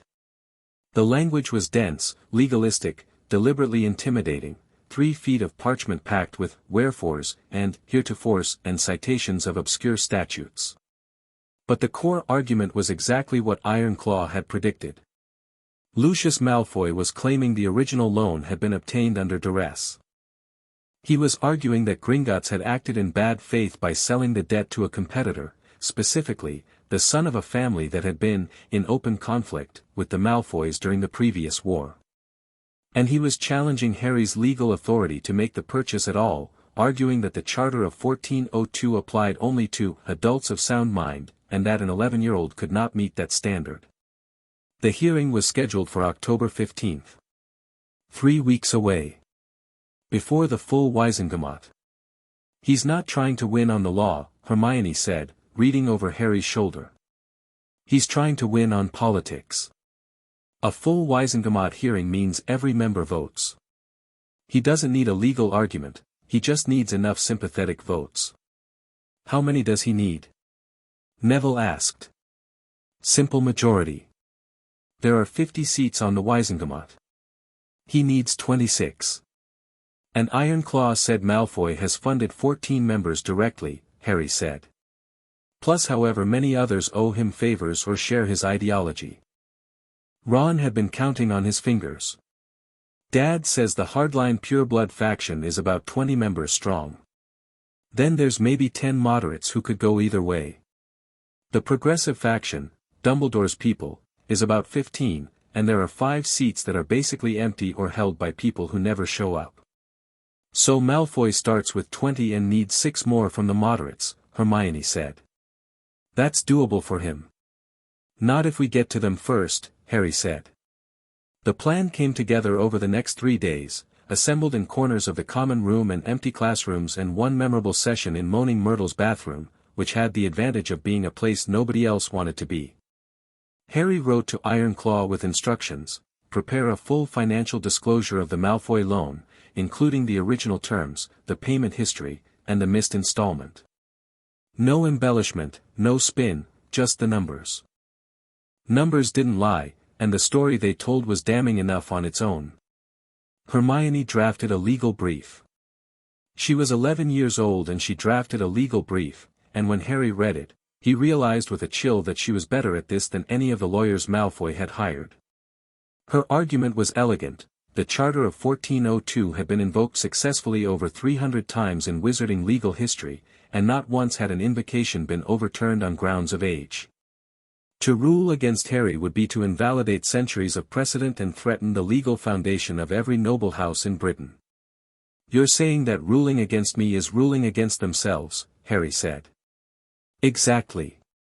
Every old family on the Wisengamot holds their power through the same charter. If they declare it doesn't apply to an 11-year-old, they're declaring it's conditional, and if it's conditional for age, it can be conditional for anything. Blood status. Political affiliation. Personal grudges.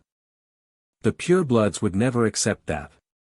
Which means the purebloods have to side with you to protect their own interests, even if they hate you for what you did to Malfoy. Ron let out a low whistle. That's evil.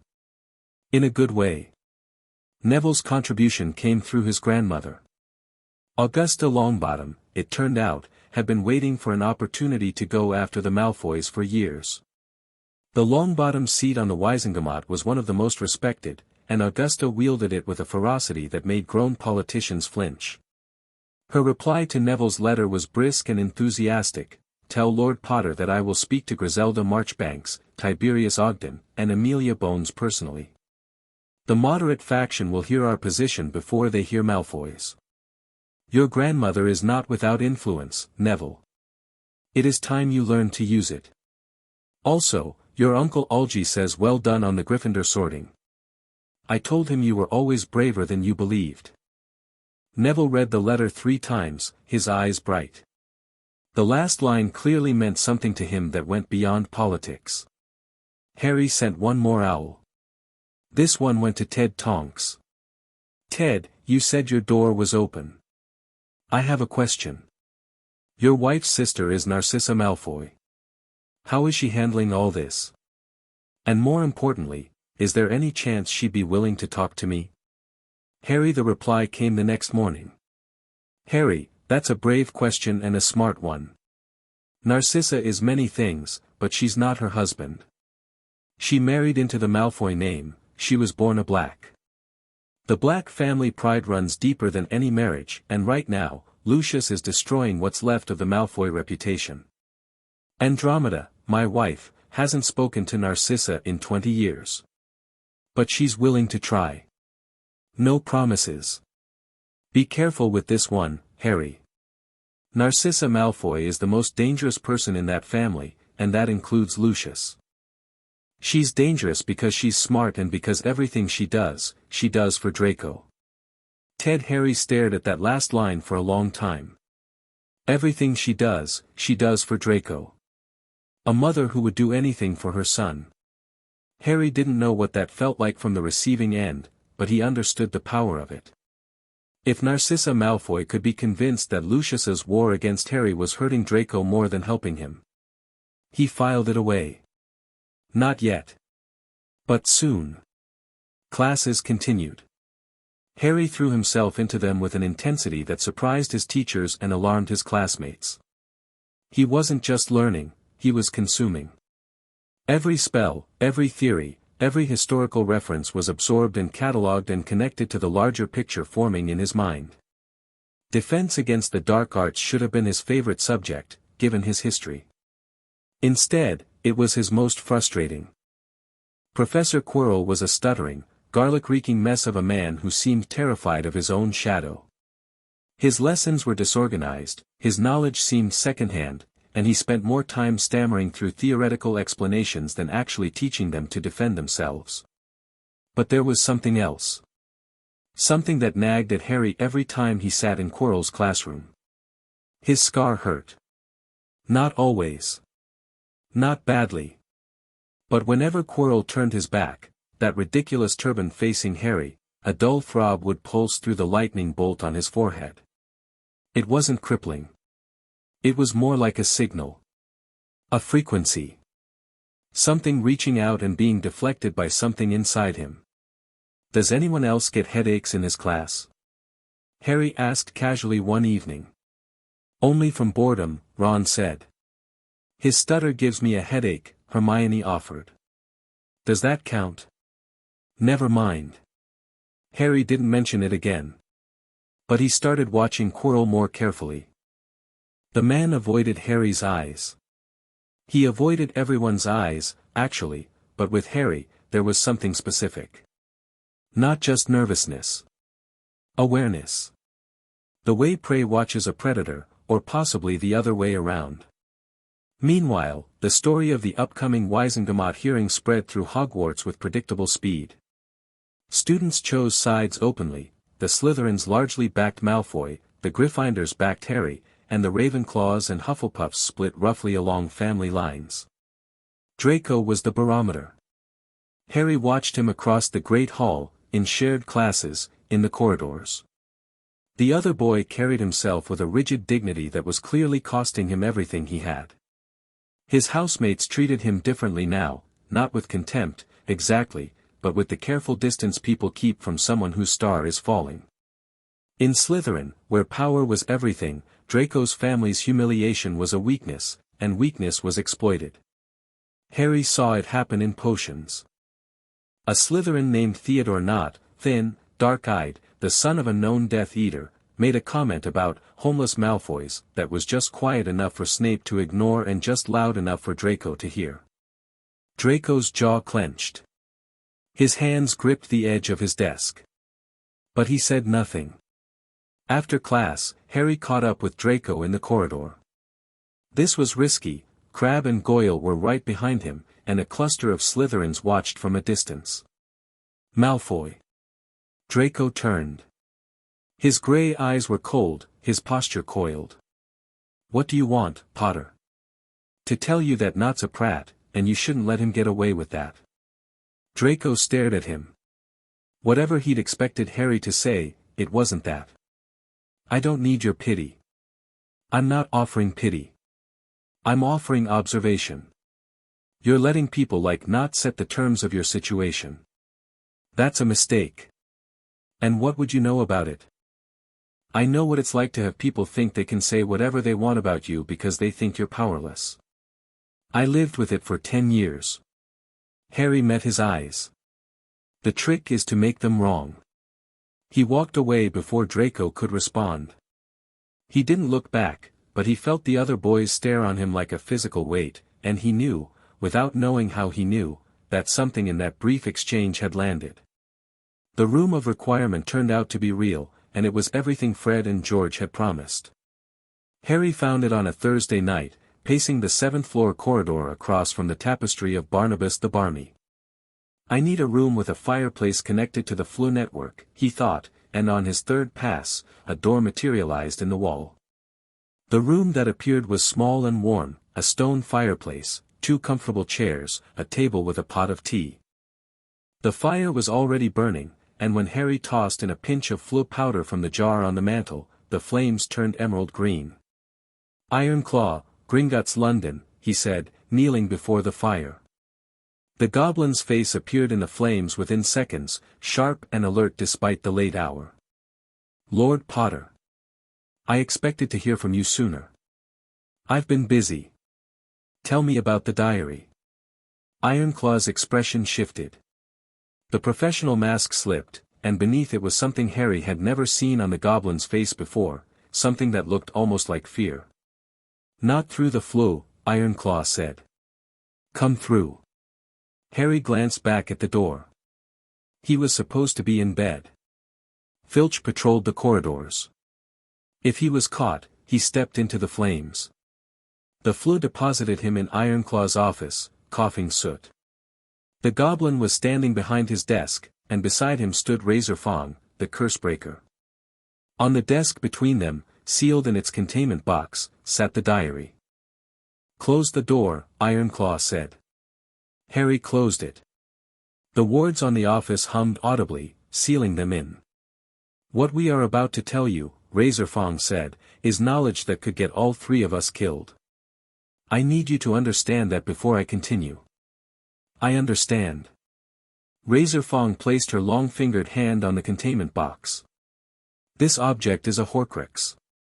The word meant nothing to Harry. He said so.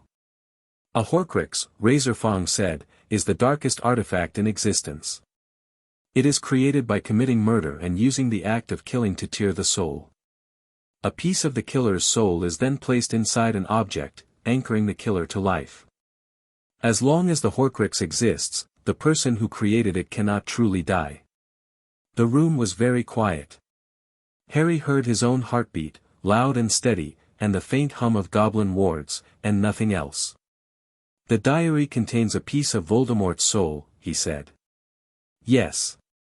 And as long as it exists, he can't die. As long as any of his horcruxes exist. We believe there are more. Harry sat down. Not because he was afraid, though fear was certainly present, cold and sharp in his stomach, but because the implications were cascading through his mind like dominoes falling.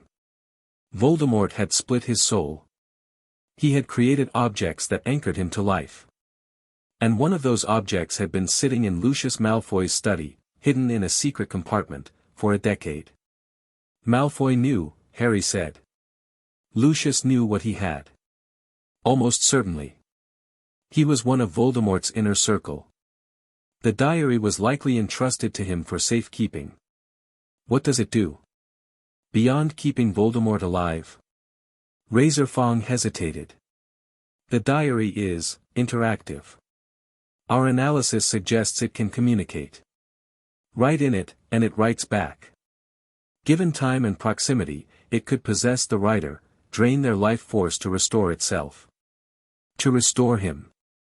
Harry thought of the children at Hogwarts. He thought of the diary sitting in a manor house, waiting, alive with a fragment of the darkest wizard in history. He thought of what would have happened if Lucius had slipped it to some unsuspecting student, an innocent, a child. His anger was a quiet thing. Not explosive, not hot. Cold. Focused. Like a blade being sharpened. Can you destroy it? Goblin-forged steel can destroy a horcrux if the blade has been impregnated with a sufficiently destructive substance. Basilisk venom, for instance. Fiend fire would also work, but that is nearly impossible to control. Razorfang paused. There is another option. Gringotts possesses ancient forges capable of unmakings. We can destroy it, but the process is dramatic. And the soul fragment will resist. Do it. Lord Potter, if we destroy this horcrux and there are others, Voldemort will eventually learn that his anchors are being targeted. It may accelerate his return. He's going to return anyway, Harry said. Dumbledore as much as told me so. I'd rather he returns weaker, missing pieces of his soul, facing an enemy who knows his secret, than let him come back at full strength because we were too cautious to act. Ironclaw and Razorfang exchanged a look. Something passed between them, goblin communication, silent and layered. You remind me, Ironclaw said slowly, of your grandfather.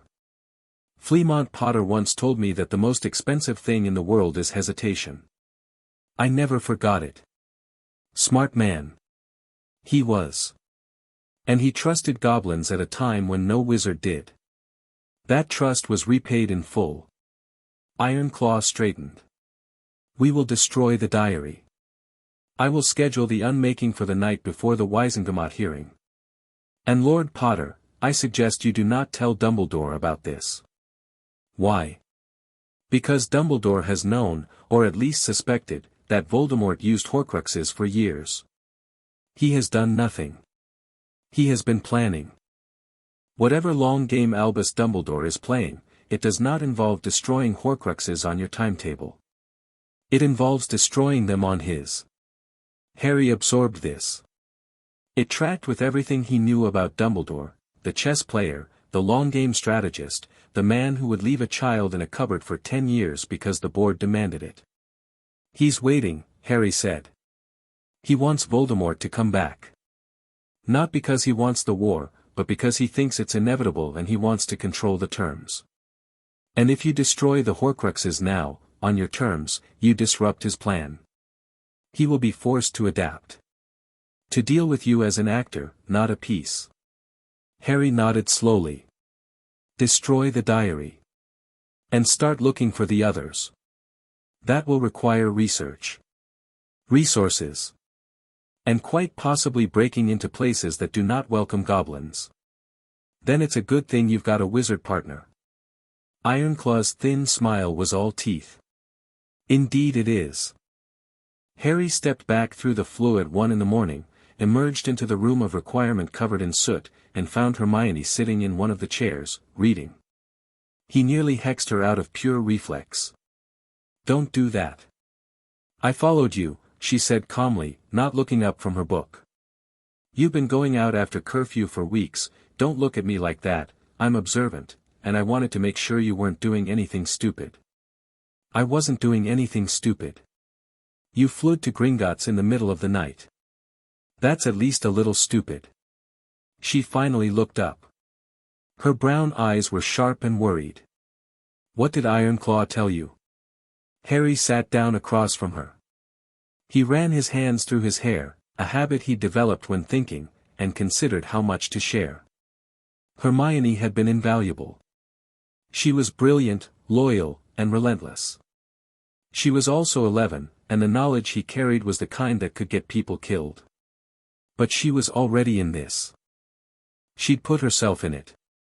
And lying to her, or hiding things from her, would be a betrayal of the trust that was forming between them, fragile and precious and more important than strategy. So he told her everything. Hermione listened without interrupting. Her face went through several stages, shock, horror, fascination, and finally a fierce determination that settled over her features like armor. Horcruxes, she whispered when he finished. Splitting the soul.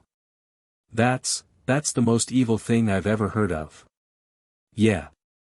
And Dumbledore knows? Or suspects? I think so.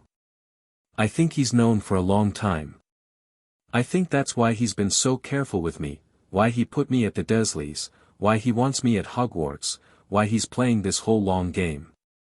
He needs me alive and in position for when Voldemort returns. But he didn't tell you. He didn't prepare you. He just placed you and waited. He's a chess player, Hermione. And chess players don't explain the strategy to the pawns. Hermione's expression hardened. You're not a pawn. No. I'm not. And that's going to be a problem for him. They sat in the room of requirement until nearly dawn, talking through the implications. Hermione asked sharp, precise questions. How many horcruxes could there be? What were the likely containers? How would they find them? Harry shared everything Ironclaw had told him, and together they began to sketch the outlines of a hunt that would define the years ahead. We need to be careful, Hermione said as they finally prepared to leave. If Voldemort has multiple horcruxes, destroying them will be a long process. And if he finds out we're doing it, then he comes after us. I know. Harry. She caught his arm. Her grip was surprisingly strong. I'm not going anywhere. You know that, right? Whatever this turns into, horcruxes, Voldemort, Malfoy, all of it, I'm in. Harry looked at her. 11 years old. Bushy hair and 2 large front teeth and eyes that held a courage so fierce it was almost frightening. I know, he said. Thank you. They snuck back to Gryffindor Tower through sleeping corridors, avoiding Filch by the narrowest of margins, and parted ways at the dormitory stairs. Harry climbed into bed and lay in the darkness, listening to Ron snore and Neville murmur in his sleep, and he thought about souls and horcruxes and a Dark Lord who was too afraid of death to stay dead. Then he thought about his parents. About a mother who had died rather than step aside. About a father who had faced Voldemort without a wand, buying time. About love and sacrifice and the kind of courage that doesn't come from splitting your soul but from keeping it whole. Harry put his hand over his scar. It was quiet. Just skin, just a mark, just the place where death had tried to take him and failed. I'm coming for you, he thought, and he wasn't sure if he meant Voldemort or Lucius Malfoy or the whole rotten system that had left him in a cupboard and let Death Eaters walk free. All of them, maybe. All of them at once. The 2 weeks before the Wizengamot hearing passed in a blur of preparation that made Harry's first days at Hogwarts look relaxed. Ironclaw sent daily briefings by Goblin Courier. Hermione spent every free moment in the library, emerging at meals with ink-stained fingers and an increasingly terrifying command of wizarding legal precedent. Neville exchanged coded owls with his grandmother, tracking the shifting allegiances of the Wizengamot's moderate faction. Ron, drawing on a lifetime of family dinner conversations about ministry politics, mapped the relationships between members with a strategic intuition that startled everyone, including himself. Fudge is the key, Ron said one evening, spreading a hand-drawn chart across the common room table. The minister. He's not on the Wizengamot himself, but his opinion carries weight with the moderates. If Fudge signals that he supports the sale standing, the moderates will fall in line because they don't want to cross the minister. And if he signals the opposite? Hermione asked. Then Malfoy wins the moderates by default, and he only needs to flip a couple of Dumbledore's people. Where does Fudge stand right now? On the fence. Which is where Fudge always stands. He's a weathervane, he points whichever way the wind blows hardest. Then we need to blow harder than Malfoy, Harry said. The opportunity came from an unexpected direction. Ironclaw's briefing on October 10th included a seemingly minor detail. Cornelius Fudge's re-election campaign was 6 months away, and his war chest was thin. The minister had been relying on donations from the old families, including, until recently, the Malfoys. Harry stared at the number. Fudge needed gold for his campaign. Malfoy couldn't provide it anymore. The gap was there, obvious, waiting for someone to step into it. I'm not bribing the Minister of Magic, Harry said out loud. Then he thought about it for 30 seconds. At least, not obviously. What he did instead was elegant. He instructed Ironclaw to make a substantial donation, 50,000 galleons, to the Ministry's Muggle-born Education Fund, a chronically underfunded program that provided school supplies and orientation services to Muggle-born students entering the wizarding world. The donation was made publicly, in Harry's name, with a statement that was carefully crafted by Hermione and vetted by Ironclaw. The Potter family has always believed that the strength of our world lies in welcoming new blood, not in guarding old privilege. I am proud to support the education of every witch and wizard, regardless of their parentage. It was a masterstroke, and Harry knew it. The donation wasn't a bribe, it was a political statement. It positioned Harry as a champion of inclusion, which put him on the opposite side of the political spectrum from Malfoy's blood purity faction. It gave Fudge a reason to support him. The minister could align himself with a popular, generous young lord rather than a disgraced former Death Eater. And it put the Wisengamot's moderates in an impossible position: vote against the boy who was funding Muggle-born education in favor of the man who'd served Voldemort. The Daily Prophet ran the story the next day. Rita Skeeter, ever the opportunist, pivoted from skepticism to gushing praise so fast she probably got whiplash. Potter heir donates fortune to Muggle-born cause, new blood, not old privilege. Malfoy's response was swift and vicious.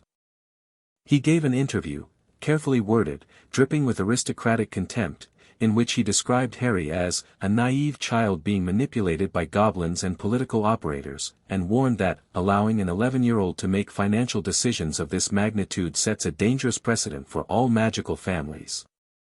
The argument might have worked. Should have worked, perhaps, if Malfoy hadn't overplayed his hand. Because 3 days before the hearing, the Daily Prophet received an anonymous package. It contained a complete inventory of dark artifacts recovered from Malfoy Manor by Gringot's cursebreakers during the property transfer, not the diary, which was omitted entirely, but everything else. Cursed jewelry. Banned potions ingredients. Objects classified as Class A non-tradable dark items by the Ministry itself. Harry hadn't sent the package. He suspected Ironclaw had arranged it, though the goblin denied involvement with a perfectly straight face. It didn't matter who sent it. What mattered was the headline: Dark Artifacts Found in Malfoy Manor, Former Death Eater's Secret Collection Exposed. The story exploded. The political calculus of the Wisengamot hearing shifted overnight. Suddenly, voting in Malfoy's favor didn't just mean supporting a pure-blood family's property claim, it meant supporting a man who had been hoarding illegal dark objects while claiming to be a reformed citizen. Fudge, true to form, read the wind. His office released a carefully neutral statement that nonetheless made clear the minister was deeply concerned about the artifact revelations and confident that the Wisengamot would reach a just resolution. Translation: Malfoy was on his own. The night before the hearing, Harry went to the room of requirement and flew to Gringot's. The unmaking of the diary was scheduled for midnight. Ironclaw met him in the deep vaults, lower than Harry had ever been, in tunnels that were older than Hogwarts, carved from living rock by goblin hands over millennia. The air was thick with magic, raw, unrefined, primordial. Torches burned with white fire that cast no shadows. The forge was in a chamber at the very bottom of the bank. Harry felt it before he saw it, a heat that wasn't just temperature but intensity, a concentration of destructive force that pressed against his skin like a physical weight. When he entered the chamber, he saw a pit of white gold fire surrounded by runes carved into the floor, each one pulsing with a rhythm that matched his heartbeat. Razorfang was there with 3 other cursebreakers, all in armor of goblin-forged steel. They stood around the pit in a precise formation, their hands raised, chanting in gobbledygook, a harsh, rhythmic language that seemed to make the fire respond, rising and falling with the cadence of their voices. The diary sat on an iron pedestal at the edge of the pit. It looked ordinary, a small, black, leather-bound book with T.M. Riddle embossed on the cover. But Harry could feel it now. Not just dark magic, presence. Something alive inside the diary, aware of what was about to happen, pressing against its containment with a desperate, furious intelligence. Lord Potter, Razorfang said, pausing her chant. You should stand back. Harry stood back. But he didn't look away. Razorfang nodded to her team. The chanting intensified. The runes on the floor blazed white. The fire in the pit surged upward, reaching for the diary with hungry tongues of flame. Razorfang picked up the diary with tongs of goblin-forged steel and held it over the pit. The diary screamed. It was the worst sound Harry had ever heard, not loud, not piercing, but wrong. A sound that bypassed the ears and went straight to the marrow. The voice was high and cold and furious, and it said words in a language Harry didn't recognize, words that made the runes on the floor flicker and the fire falter. "Hold the ward!" Razor Fong barked. The curse breakers redoubled their chanting. The diary writhed in the tongs. Black ink bled from its pages, streaming upward like smoke, forming shapes, a face, gaunt and handsome and terrible, with dark eyes that found Harry across the chamber and locked on with a recognition that froze his blood. "I know you," the face said. The voice was smooth, young, almost charming beneath the rage. "Harry Potter. I know what you are. I know what you carry." Harry's scar exploded with pain. He staggered, caught himself against the wall, felt blood running down his forehead. The face in the smoke smiled. "You can't destroy what I am, boy. I am forever. I am." Razor Fong dropped the diary into the forge. The scream that followed shook the foundations of Gringotts. Harry felt it in his teeth, in his bones, in the scar that burned like a brand on his forehead. The smoke face distorted, stretched, howled, and then the white gold fire consumed it. The scream cut off. The diary blackened, curled, and disintegrated into ash that the fire ate with a sound like a sigh. Silence. Harry was on his knees. He hadn't felt himself fall. Blood dripped from his scar onto the stone floor, not a lot, but enough to be alarming. The pain was already fading, though, receding like a tide pulling back, leaving behind a strange, ringing clarity. One down. He didn't know how many were left. But one was gone. One piece of Voldemort's soul had been unmade in goblin fire, and the Dark Lord, wherever he was, whatever form he existed in, was diminished. Ironclaw helped him to his feet. The goblin's face was composed, but his hands shook slightly. "It knew you," Ironclaw said. "The soul fragment recognized you. It said it knew what I carry." Harry touched his scar. The blood had already stopped. What did it mean? Ironclaw and Razor Fong exchanged another look, the kind of silent communication that carried paragraphs of meaning. Razor Fong spoke first. "Lord Potter, when Voldemort tried to kill you as an infant, his curse rebounded. We know this. But the creation of a horcrux requires murder, the act of killing tears the soul. That night, Voldemort intended to commit murder. His soul was already unstable from previous splits." She paused. "It is possible, theoretically possible, that when the curse rebounded, a fragment of his soul was sheared off unintentionally and attached itself to the only living thing in the room." The ringing clarity in Harry's mind crystallized into something sharp and cold. "Me," he said. "There's a piece of his soul in me." Razor Fong held up a hand. "We don't know that for certain. The diary fragment may have been bluffing, a final attempt at psychological warfare. But the possibility must be acknowledged. And if it's true, can it be removed? If it's true, it changes everything. And yes, we believe it can be removed. But the process would be dangerous, and we would need to study it extensively before attempting anything." Razorfang's dark eyes were steady. "Do not panic, Lord Potter. If there is a fragment in you, it has been there for 10 years and has not harmed you. It can wait. The other horcruxes cannot." Harry breathed. In, out. In, out. He felt his heartbeat slow, felt the fear recede, felt the cold clarity return. He was Harry Potter. He had survived a killing curse at 1 year old. He had survived 10 years with the Dursleys. He had bought Malfoy Manor and kicked out a Death Eater. He was not going to fall apart because there might be a piece of a Dark Lord's soul stuck to his forehead. "All right," he said. "One thing at a time. The hearing is tomorrow. Let's win that first."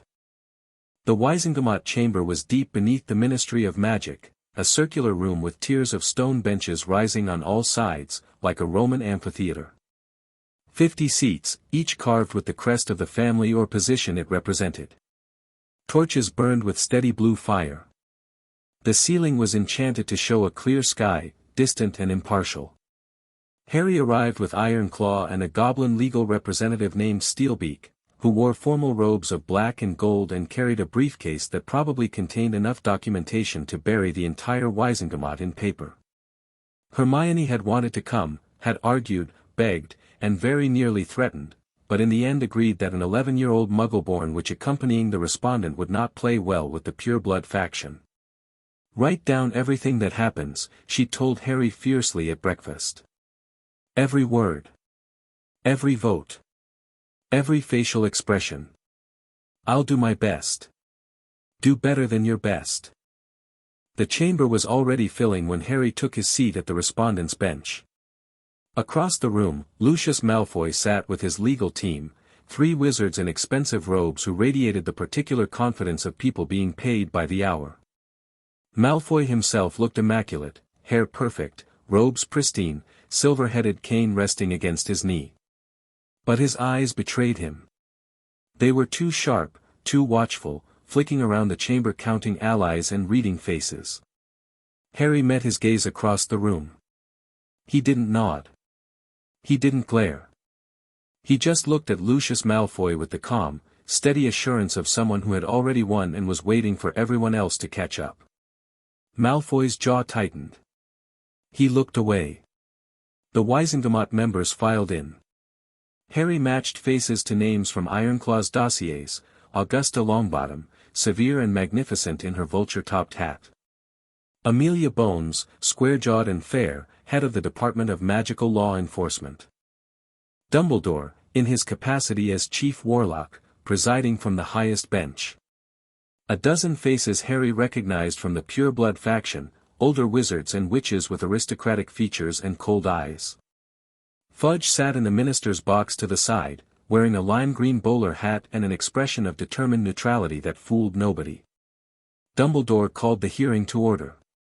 His voice carried effortlessly through the chamber, warm and authoritative.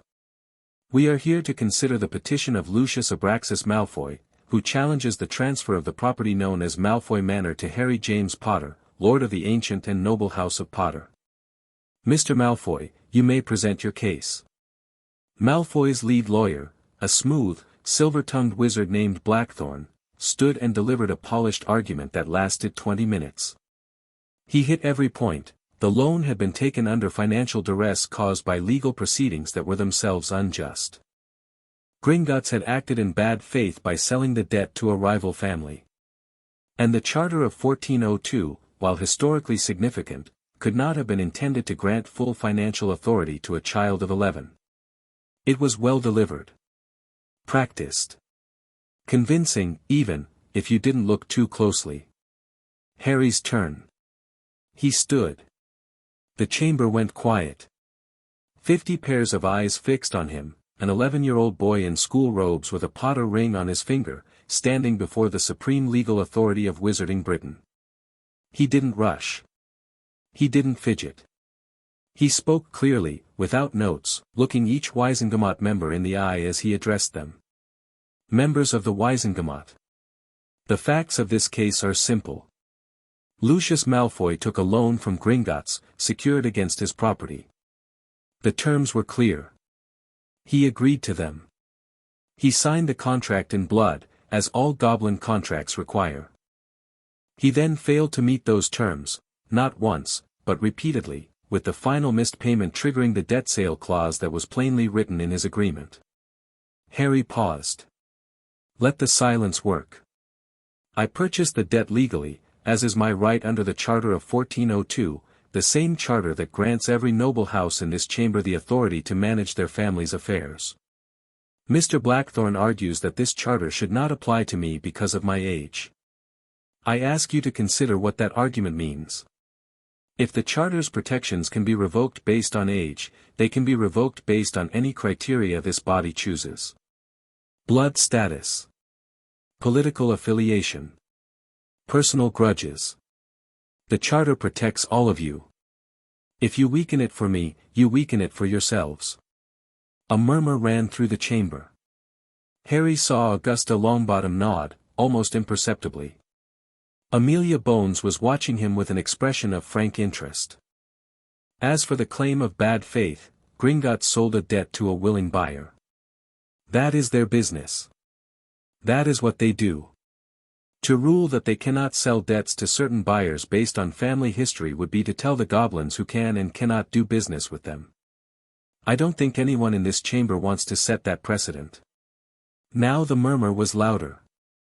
The goblins controlled wizarding finance. Antagonizing them was, to put it mildly, unwise. Harry drew a breath. This was the moment. The turn.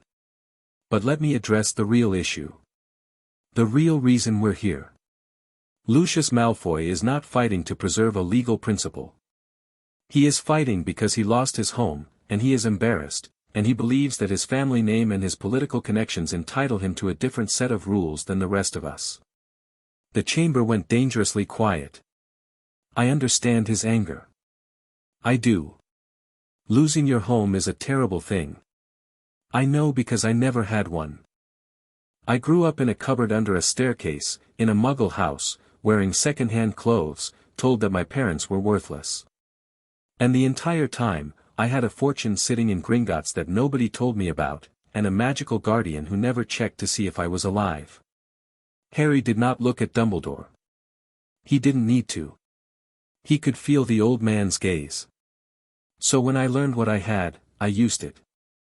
I used it to give myself what nobody else would, a home. I used it legally, within the rules, through proper channels. And I will not apologize for that. Not to Mr. Malfoy. Not to anyone. He sat down. The silence held for 3 long seconds. Then Augusta Longbottom began to clap, slow, deliberate, echoing through the stone chamber. Others joined her. Not a standing ovation, not wild applause, but a steady, spreading recognition that rippled through the benches. Malfoy's face was a mask. But beneath the mask, something was crumbling. Harry could see it in the way his hand gripped his cane, the way his shoulders drew fractionally inward. Dumbledore called for the vote.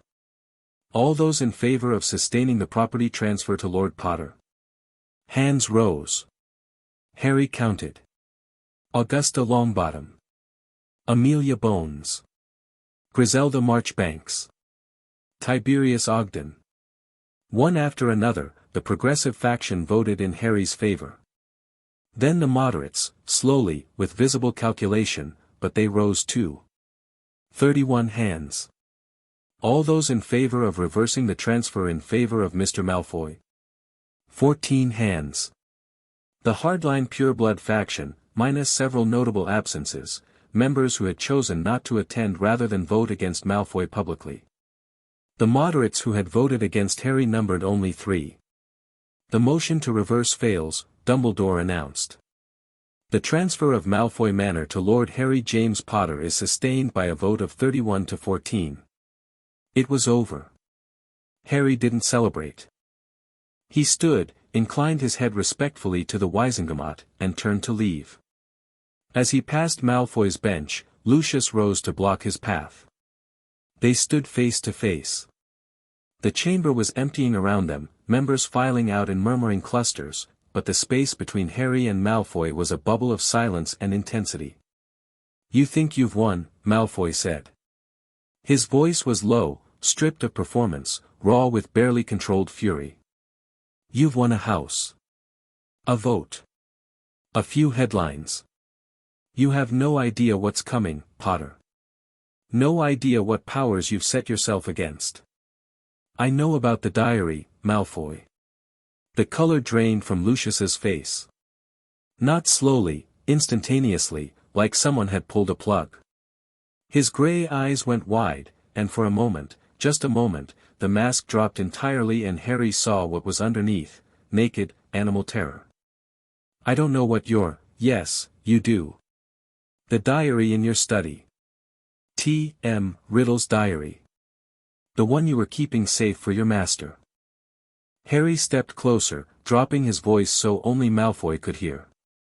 "It's gone. I destroyed it.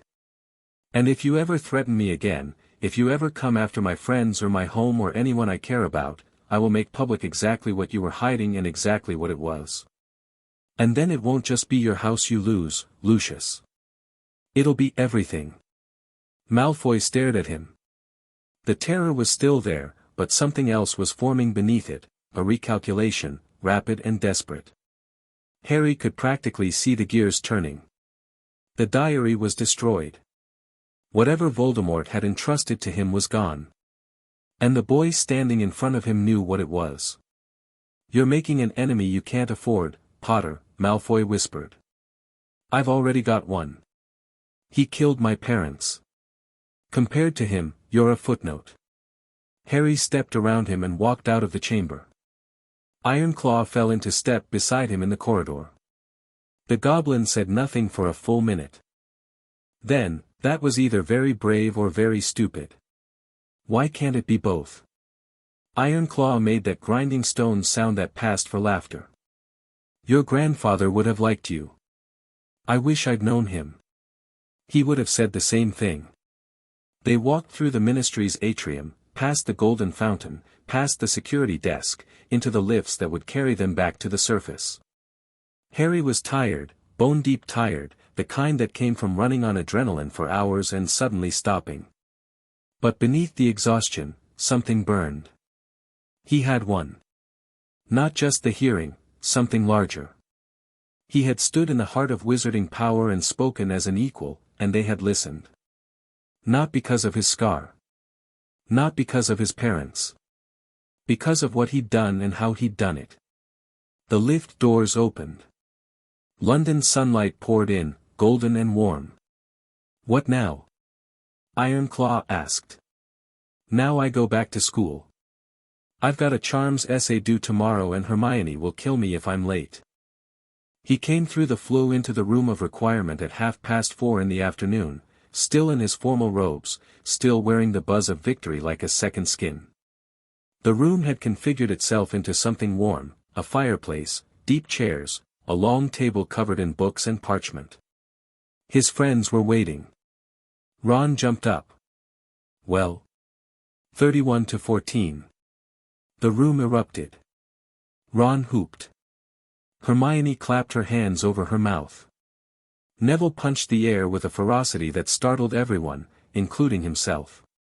"That's not even close." Ron was practically dancing. "That's a demolition." Malfoy got wrecked. "Hermione's legal brief won it," Harry said. "The charter argument was the key. The moderates couldn't vote against me without threatening their own power. That was all her." Hermione went pink. "You're the one who delivered it."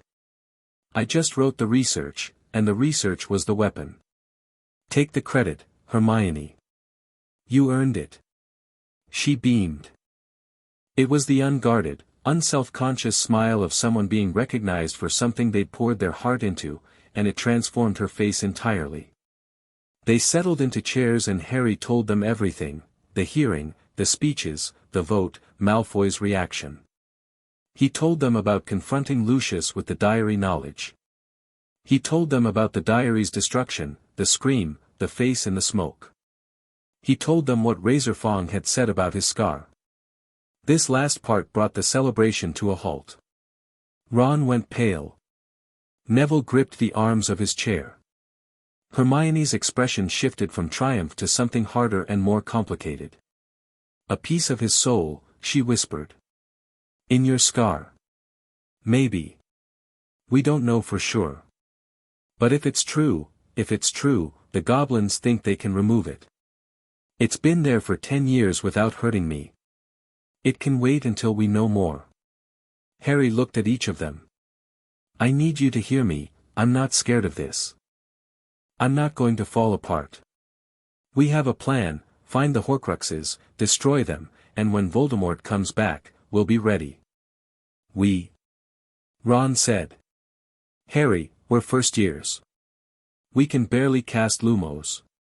We won't be first years forever. And we've already done more in 2 months than most adults in this world have done in a decade. The Wizengamot just voted in our favor. We destroyed a piece of Voldemort's soul. We have goblin allies, political connections, and Hermione Granger, who is frankly terrifying. Thank you, Hermione said primly. The point is, we don't have to do everything now. We just have to keep moving forward. Keep learning. Keep building. By the time Voldemort comes back, he'll face something he's never faced before, people who are ready for him. Neville was quiet for a moment. Then he said, my parents faced him. And Bellatrix Lestrange. They were Aurors, the best. Lestrange tortured them until they lost their minds. They're in St. Mungo's now. They don't recognize me. The room went still. Ron's mouth opened, then closed. Hermione's eyes glistened. Harry looked at Neville. The boy who was always nervous, always second-guessing himself, always apologizing. And beneath all of it, this bedrock of loss and fury and determination that had been waiting, just waiting, for someone to see it. I'm sorry, Neville. Don't be sorry. Be serious. Neville's eyes were dry and fierce. You said we're going to be ready when he comes back. I want to be ready for Lestrange too. She's out there somewhere. And when the time comes, I want to be standing in front of her, and I want her to be afraid. Harry held out his hand. Neville took it. Their grip was firm, not the handshake of children, but of allies. Of people who had lost something irreplaceable and decided to turn that loss into power. Ron put his hand on top of theirs. Weasleys always did pick the interesting side. Hermione added hers. This is terribly dramatic, you know. We're 11. 12 in September, Ron pointed out. Oh, well, that changes everything. They laughed. All four of them, together, in a hidden room in an ancient castle, hands stacked like a team before a game. But it wasn't a game. They all knew that. The laughter was real, but so was the weight beneath it, the knowledge that they had stepped onto a path that led to darkness and danger and the kind of choices that broke people or forged them. Harry looked at them, his friends, his people, his found family, and felt the warmth in his chest that had been growing since the train. It wasn't magic and it wasn't strategy and it wasn't the cold satisfaction of victory. It was something better. Something Voldemort had never understood and Lucius Malfoy had never valued and even Dumbledore, for all his wisdom, tended to underestimate. It was the thing his mother had died for. The thing no amount of gold could buy. The room held them in its warmth, this impossible, responsive room that gave you what you needed, and outside the windows that shouldn't have existed but did anyway, the sun was setting over the Scottish Highlands in bands of crimson and gold. Gryffindor colors, Harry noted. The castle hummed around them with its ancient, patient magic, and somewhere in its walls, the portraits whispered about the extraordinary boy who had walked through their halls, and the friends who walked beside him, and the future that was taking shape with every choice they made. Harry squeezed his friend's hands, then let go. All right, he said. We've got a charms essay due tomorrow, a Dark Lord to defeat eventually, and I think dinner starts in 10 minutes. Priorities? Dinner, Ron said immediately. Essay, Hermione said. Defeating the Dark Lord, Neville said, then grinned. But dinner first. They gathered their things and headed for the door. Harry paused at the threshold and looked back at the room, the fire, the chairs, the table strewn with the evidence of their work. Their war room. Their beginning. He closed the door behind him, and it melted back into the wall, invisible and waiting, ready to appear again whenever they needed it. The four of them walked down the 7th-floor corridor together, their footsteps echoing off ancient stone, their voices rising and overlapping in the easy, argumentative rhythm of people who belonged to each other. Behind them, the castle settled. The portraits dozed. The ghosts drifted. The stars came out over the towers.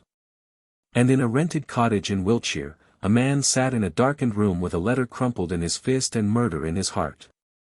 Lucius Malfoy stared at the wall where the Malfoy crest had hung for generations, now blank, now bare, and thought about the boy who had taken everything from him. The boy with his mother's eyes and his father's arrogance and a fortune that should have been irrelevant because the Malfoys were supposed to be untouchable. But they weren't. They were touchable. They had been touched. And the world had watched and cheered. Lucius set the letter down. It was from the Ministry, a formal notice of investigation into the dark artifacts found at the manor. His wand hand trembled. He had built his life on the certainty that money and blood and power formed an impenetrable shield. That shield was in pieces. His home was gone. His reputation was shattered. His master's most precious possession had been destroyed by a child and a pack of goblins. He would rebuild. He would always rebuild. It was what Malfoys did, what they had always done. But the rules had changed. The game had changed. And the boy who had changed them was sitting in a castle, surrounded by friends, learning magic at a rate that would soon make him dangerous in ways that went far beyond gold. Lucius Malfoy sat in the dark and felt, for the first time in his life, genuinely afraid of what the future held. And far away, in a castle in Scotland, Harry Potter ate shepherd's pie with his friends and laughed at something Ron said about gnomes, and the scar on his forehead was quiet, and the ring on his finger was warm, and everything, was just getting started.